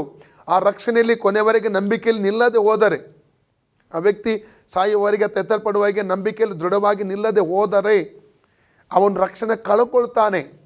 ಎಷ್ಟೋ ವಾಕ್ಯಗಳನ್ನು ಕೊಡ್ಬೋದು. ಪ್ರಕಟಣೆ 2:11 ಓದಿ. ರೆವಲ್ಯೂಷನ್ 2:11. ದೇವರಾತ್ಮನು ಸಭೆಗಳಿಗೆ ಹೇಳುವುದನ್ನು ಕಿವಿಯುಳ್ಳವನು ಕೇಳಲಿ. ಜಯ ಹೊಂದುವವನಿಗೆ ಎರಡನೆಯ ಮರಣದಿಂದ ಕೇಡಾಗುವುದೇ ಇಲ್ಲ. ಯಾರಿಗೆ? ಕೇವಲ ಜಯ ಹೊಂದುವ ವ್ಯಕ್ತಿಗೆ ಮಾತ್ರ. ಈ ಲೋಕದ ಜಯದ ಜೀವಿತ ಯಾರು ನಡೆಸ್ತಾನಲ್ಲ ಅವನಿಗೆ ಮಾತ್ರ ಎರಡನೇ ಮರಣದಿಂದ ಕೇಳಿ. ಎರಡನೇ ಮರಣ ಅಂದರೆ ಯಾವುದು? ಪ್ರಕಟಣೆ 21:8 ಓದಿ. ರೆವಲ್ಯೂಷನ್ 21:8. ಆದರೆ ಹೇಡಿಗಳು ನಂಬಿಕೆ ಇಲ್ಲದವರು ಅಸಹ್ಯವಾದದಲ್ಲಿ ಸೇರಿದವರು ಕೊಲೆಗಾರರು ಜಾರರು ಮಾಟಗಾರರು ವಿಗ್ರಹಾರಾಧಕರು ಎಲ್ಲಾ ಸುಳ್ಳುಗಾರರು ಇವರಿಗೆ ಸಿಕ್ಕುವ ಪಾಲು ಬೆಂಕಿ ಗಂಧಕಗಳು ಉರಿಯುವ ಕೆರೆಯೇ ಅದು ಎರಡನೆಯ ಮರಣವು ಎಂದು ನನಗೆ ಹೇಳಿದನು. ಪ್ರಕಟಣೆ 20:14-15 ಕೂಡ ಓದಿ. ರೆವಲ್ಯೂಷನ್ 20:14-15. ಆಮೇಲೆ ಮೃತ್ಯುವು ಪಾತಾಳವು ಬೆಂಕಿಯ ಕೆರೆಗೆ ದೊಬ್ಬಲ್ಪಟ್ಟವು. ಆ ಬೆಂಕಿಯ ಕೆರೆಯೇ ಎರಡನೇ ಮರಣವು. ಯಾವನ ಹೆಸರು ಜೀವಬಾಧ್ಯರ ಪಟ್ಟಿಯಲ್ಲಿ ಬರೆದದ್ದಾಗಿ ಕಾಣಲಿಲ್ಲವೋ ಅವನು ಬೆಂಕಿಯ ಕೆರೆಗೆ ದೊಬ್ಬಲ್ಪಟ್ಟನು. ಹಾಗಾದ್ರೆ ಪ್ರಕಟಣೆ 2:11 ಪ್ರಕಾರವಾಗಿ, ವಾಕ್ಯದ ಪ್ರಕಾರವಾಗಿ ಜಯ ಹೊಂದುವನಿಗೆ ಮಾತ್ರ ಎರಡನೇ ಮರಣದಿಂದ ಏನಿಲ್ಲ ಕೇಡಾಗುವುದಿಲ್ಲ ಅಂತ ಯೇಸು ಹೇಳಿದ್ದಾನೆ. ಹಾಗಾದರೆ ರಕ್ಷಣೆ ಹೊಂದಿದ ಒಬ್ಬ ಪ್ರತಿಯೊಂದು ಕ್ರೈಸ್ತ ವಿಶ್ವಾಸಿಯಾದವನು ಈ ಭೂಲೋಕದಲ್ಲಿ ಜಯದ ಜೀವಿತವನ್ನು ನಡೆಸಲೇಬೇಕು. ಅದಕ್ಕಾಗಿ ನಮಗೆ ಪವಿತ್ರಾತ್ಮನ ಅಭಿಷೇಕ ಕೊಡಲ್ಪಟ್ಟಿದೆ, ದೇವರ ವಾಕ್ಯ ಕೊಡಲ್ಪಟ್ಟಿದೆ, ಅದೇ ರೀತಿ ಸಹೋದರ ಅನ್ಯೋನ್ಯತೆ ಕೊಡಲ್ಪಟ್ಟಿದೆ, ಅದೇ ರೀತಿಯಲ್ಲಿ ಅನೇಕ ಸಂಗತಿಗಳನ್ನು ನಮಗೆ ಕೊಡಲಾಗಿದೆ ಪ್ರಿಯರೇ. ಸರ್ವಾಯುಧಗಳು ನಮಗೆ ಕೊಡಲಾಗಿದೆ. ಯಾಕೆ? ಜಯದ ಜೀವಿತವನ್ನು ಜೀವಿಸುವುದಕ್ಕೋಸ್ಕರವಾಗಿ. ಪ್ರಕಟಣೆ 3:5 ಕೂಡ ಓದಿ. ರೆವಲ್ಯೂಷನ್ 3:5. ಜಯಶಾಲಿಗೆ ಹೀಗೆ ಶುಭ್ರ ವಸ್ತ್ರಗಳನ್ನು ಹೊದಿಸುವರು, ಜೀವಬಾಧ್ಯರ ಪಟ್ಟಿಯಿಂದ ಅವನ ಹೆಸರನ್ನು ನಾನು ಅಳಿಸಿ ಬಿಡದೆ ಅವನು ನನ್ನವನೆಂದು ನನ್ನ ತಂದೆಯ ಮುಂದೆಯೂ ಆತನ ದೂತರ ಮುಂದೆಯೂ ಒಪ್ಪುವೆನು. ಜಯಶಾಲಿಗೆ ಮಾತ್ರ, ಜಯಶಾಲಿಯ ಹೆಸರನ್ನು ಜೀವಭದ್ರ ಪಟ್ಟಿಯಿಂದ ಅಳಿಸಲಾಗುವುದಿಲ್ಲ ಅಂತ ಯೇಸುಲಿ ವಾಗ್ದಾನ ಮಾಡ್ತಾ ಇದ್ದಾನೆ ಪ್ರಿಯರೇ. ಹಾಗಾದರೆ ರಕ್ಷಣೆಯ ನಿರೀಕ್ಷೆ ಎಂಬ ಸ್ಥಿರಸ್ಥಾನ, ರಕ್ಷಣೆ ಹೊಂದಿದ್ರೂ ಕೂಡ ನಾವು ಇನ್ನೂ ನಿರೀಕ್ಷೆ ಮಾಡ್ತಾ ಇದ್ದೇವೆ. ಇನ್ನೊಂದು ವಾಕ್ಯ ಓದಿ, ರೋಮಪುರದ ಪತ್ರಿಕೆ 8:24 ವಾಕ್ಯ ಓದಿ. ನಾವು ರಕ್ಷಣೆಯನ್ನು ಹೊಂದಿದವರಾದರೂ ಇನ್ನು ಎದುರು ನೋಡುವವರಾಗಿದ್ದೇವೆ. ಎದುರು ನೋಡುವ ಪದವಿ ಪ್ರತ್ಯಕ್ಷವಾಗಿದ್ದರೆ ಎದುರು ನೋಡುವುದೇಕೆ? ಪ್ರತ್ಯಕ್ಷವಾದದ್ದನ್ನು ಎದುರು ನೋಡುವುದುಂಟೆ. ಆದರೆ ಕಾಣದಿರುವುದನ್ನು ನಾವು ಎದುರು ನೋಡುವವರಾಗಿದ್ದರೆ ತಾಳ್ಮೆಯಿಂದ ಕಾದುಕೊಂಡಿರುವೆವು. ರಕ್ಷಣೆ ಹೊಂದಿದ್ರು ನಾವು ಎದುರು ನೋಡುವವರಾಗಿದ್ದೇವೆ. Praise God. ಅಂದ್ರೆ ರಕ್ಷಣೆ ನಿರೀಕ್ಷೆ ಎಂಬ ಸ್ಥಿರಸ್ಥಾನ. ಈ ನಿರೀಕ್ಷೆ ಉಂಟಲ್ಲ ಪ್ರಿಯರೇ, ಇದು ಸಾಯುವವರೆಗೆ ಇರಬೇಕು. ರಕ್ಷಣೆ ನಿರೀಕ್ಷೆ, ರಕ್ಷಣೆ ಹೊಂದಿದ ನಂತರ ತಂದೆ ಮಗ ಪವಿತ್ರಾತ್ಮನ ಹೆಸರು ನೀರಲ್ಲಿ ಮುಳುಗಿ ದೀಕ್ಷೆ ತೆಗೆದುಕೊಂಡ ನಂತರ ಸಾಯುವವರೆಗೂ ಎತ್ತಲ್ಪಡುವವರೆಗೂ ಈ ರಕ್ಷಣೆ ನಿರೀಕ್ಷೆಯಲ್ಲಿ ನಾವು ಜೀವನ ಮಾಡ್ತಾ ಇರಬೇಕು. ಯಾವುದೇ ಕಾರಣಕ್ಕೂ ಈ ರಕ್ಷಣೆ ನಿರೀಕ್ಷೆಯನ್ನು ಕಳ್ಕೊಳ್ಬಾರ್ದು. ಇದು ನಮ್ಮ ತಲೆಗೊಂದು ಶಿರಸ್ತ್ರಾಣ ಇದ್ದ ಹಾಗೆ. ಅಲ್ಲಲಿಯ ಇದು ಏನಾಗಿದೆ? 13ನೇ ಸಿದ್ಧತೆ, ಯೇಸು ಕ್ರಿಸ್ತನ ಬರೋಣಕ್ಕಾಗಿರುವ 13ನೇ ಸಿದ್ಧತೆ. ನನಗೆ ಕೇಳಲ್ಪಟ್ಟೆ, ಈ ಒಂದು ಲಾಕ್ಡೌನ್ ಪೀರಿಯಡಲ್ಲಿಯೇ ಎಷ್ಟೋ ಜನ ಹಿಂಜಾರಿದು ಹೋದರು. ಕೆಲವರು ಸಹೋದರಿ ನಮಗೆ ಫೋನ್ ಮಾಡ್ತಾರೆ, ನಮ್ಮ ಗಂಡನಿಗಾಗಿ ಪ್ರೇಯರ್ ಮಾಡಿ, ಅವ್ರು ಪ್ರಾರ್ಥನೆ ಮಾಡ್ತಾ ಇಲ್ಲ, ನಮಗೂ ಪ್ರಾರ್ಥನೆ ಮಾಡಲಿಕ್ಕೆ ಸಭೆಗೆ ಬರುತ್ತಿದ್ದವು ದೀಕ್ಷಾ ತೆಗೆದುಕೊಂಡಂಥವರು. ಕೆಲವು ಸಹೋದರರು ಫೋನ್ ಮಾಡ್ತಾ ಇದ್ದು, ನಮ್ಮ ಹೆಂಡತಿ ಪ್ರಾರ್ಥನೆ ಮಾಡ್ತಾ ಇಲ್ಲ, ಅವರಿಗೆ ಪ್ರಾರ್ಥನೆ ಇಷ್ಟ ಇಲ್ಲ, ನಮಗೂ ಪ್ರಾರ್ಥನೆ ಮಾಡಲಿಕ್ಕೆ ಬಿಡ್ತಾ ಇಲ್ಲ. ನಾನು ಹೆಸರು ಹೇಳಲಿಕ್ಕೆ ಬಯಸುವುದಿಲ್ಲ. ಕಣ್ಣೀರು ಬಿಡ್ತಾ ಇದೆ. ಕೆಲವು ಪತಿಯಂದರು ಕಣ್ಣೀರು ಬಿಡ್ತಾ ಇದ್ದಾರೆ, ಕೆಲವು ಪತ್ನಿಯಂದರು ಕಣ್ಣೀರು ಬಿಡ್ತಾ ಇದ್ದಾರೆ. ಅಯ್ಯೋ, ನಮ್ಮವರು ನಂಬಿಕೆ ಬಿಟ್ಟಿದ್ದಾರೆ, ಕ್ರಿಸ್ತ ನಂಬಿಕೆಯಲ್ಲಿ ಹಿಂಜರಿದಿದ್ದಾರೆ, ಅಳ್ತಾ ಇದ್ದಾರೆ ಪ್ರಿಯರೇ. ಕಾರಣ ಏನು?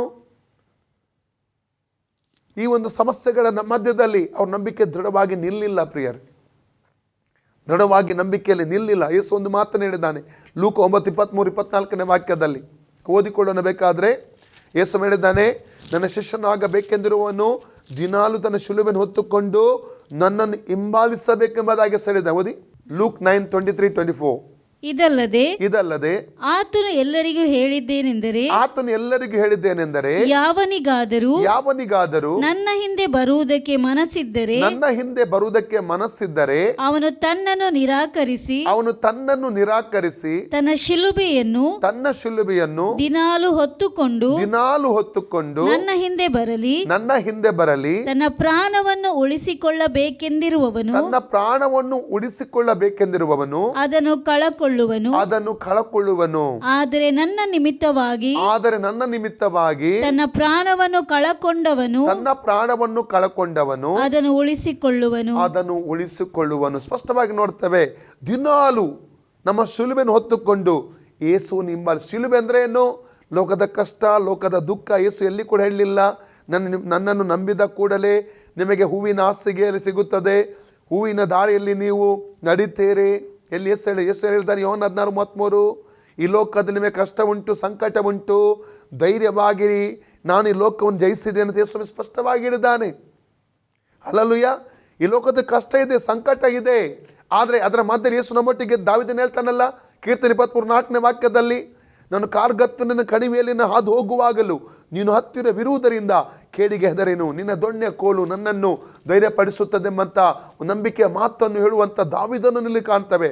ಕೀರ್ತನೆ 19 ಪುನಃ ದಾವೀದ ಹೇಳ್ತಾನೆ, ನೀತಿವಂತನಿಗೆ ಸಂಭವಿಸುವ ಕಷ್ಟಗಳು ಅನೇಕ ಬಿದ್ದರೂ ಅವುಗಳೆಲ್ಲವುಗಳಿಂದ ದೇವರು ಅವನನ್ನು ಬಿಡುಗಡೆ ಮಾಡ್ತಾನೆಂಬುದಾಗಿ ಅಲ್ಲಿ ಕೂಡ ಆತನಲ್ಲಿ ಹೇಳುವಂಥದ್ದನ್ನು ಕಾಣ್ತಾ ಇದ್ದೇವೆ. ಪ್ರಿಯರೇ, ದೇವರ ಮಕ್ಕಳಿಗೆ ಈ ಲೋಕದ ಹೆಚ್ಚು ಕಷ್ಟ ಉಂಟು, ಸಂಕಟ ಉಂಟು. ಅಲ್ಲಲ್ಲಿಯ ಅವೆಲ್ಲವುಗಳನ್ನು ದೇವರು ಹೊರಗಡೆ ತರ್ತಾನೆ. ಕೆಲವೊಮ್ಮೆ ಹೊರಗಡೆ ತರದೇ ಇರಬಹುದು. ನಮ್ಮ ಮುಖ್ಯ ಉದ್ದೇಶ ಪರಲೋಕಕ್ಕೆ ಹೋಗಬೇಕು. ನಾನು ಯಾವಾಗಲೂ ಹೇಳುವಂಥ ಒಂದು ಮಾತುಂಟು ಪ್ರಿಯರೇ, ಅದ್ಭುತಗಳಲ್ಲಿ ದೊಡ್ಡ ಅದ್ಭುತ ಅನೇಕ ದೇವಸೇವಕರು ದೇವಜನ ಹೇಳುವಂಥದ್ದು ರಕ್ಷಣೆ ಹೊಂದುವಂಥದ್ದೆಂಬುದಾಗಿ. ಅದಕ್ಕಿಂತ ನಾನು ಹೇಳುವಂಥದ್ದು, ಒಬ್ಬ ವ್ಯಕ್ತಿ ಅದಕ್ಕೆ ಇನ್ನೊಂದು ಅದ್ಭುತ ಇದೆ, ದೊಡ್ಡ ಅದ್ಭುತ ಇದೆ. ಯಾವುದೆಂದರೆ ರಕ್ಷಣೆ ಹೊಂದಿದ ವ್ಯಕ್ತಿ ಪರಲೋಕಕ್ಕೆ ಸೇರಬೇಕು. ಅದು ದೊಡ್ಡ, ಎಲ್ಲಕ್ಕಿಂತ ದೊಡ್ಡ ಅದ್ಭುತ. ಈ ಲೋಕದಲ್ಲಿ ನಿಮಗೆ ಬಿಡುಗಡೆ ಸಿಗಲಿ ಸಿಗದೆ ಹೋಗಲಿ, ನೀವು ಬಯಸಿದ್ದು ಸಿಗಲಿ ಸಿಗದೆ ಹೋಗಲಿ, ಬಯಸಿದ ಬಿಡುಗಡೆ ಸಿಗಲಿ ಸಿಗದೆ ಹೋಗಲಿ, ಒಂದು ಮಾತ್ರ ಸತ್ಯ, ನಿಮ್ಮ ಆತ್ಮನು ಕಾಪಾಡಿಕೊಳ್ಳಬೇಕು, ನಂಬಿಕೆಯಲ್ಲಿ ದೃಢವಾಗಿ ನಿಲ್ಲಬೇಕು. ಯಾಕೆ ಗೊತ್ತುಂಟಾ? ನಾವು ಪರಲೋಕಕ್ಕೆ ಹೋಗಬೇಕು. ಅದು ನಿತ್ಯವಾದ ಜೀವಿತವಾಗಿದೆ ಪ್ರಿಯರೇ. ಅಲ್ಲಲ್ಲಿಯ ಸೈತಾನನು ನಮ್ಮ ನಂಬಿಕೆಯನ್ನು ಹಾಳು ಮಾಡುವುದಕ್ಕಾಗಿ, ದೇವರ ಅನ್ಯೋನ್ಯತೆ ತಪ್ಪಿಸುವುದಕ್ಕೆ ಅನೆಲ್ಲ ತಂತ್ರಗಳನ್ನು ಹೂಡ್ತಾನೆ. ಅದಕ್ಕೆ 1:5-8 ಓದ್ತೇವೆ ನಾವು, ರಕ್ಷಣೆಯ ನಿರೀಕ್ಷೆ ಎಂಬ ಸ್ಥಿರಸ್ಥಾನವನ್ನು ಧರಿಸಿಕೊಳ್ಳಬೇಕು.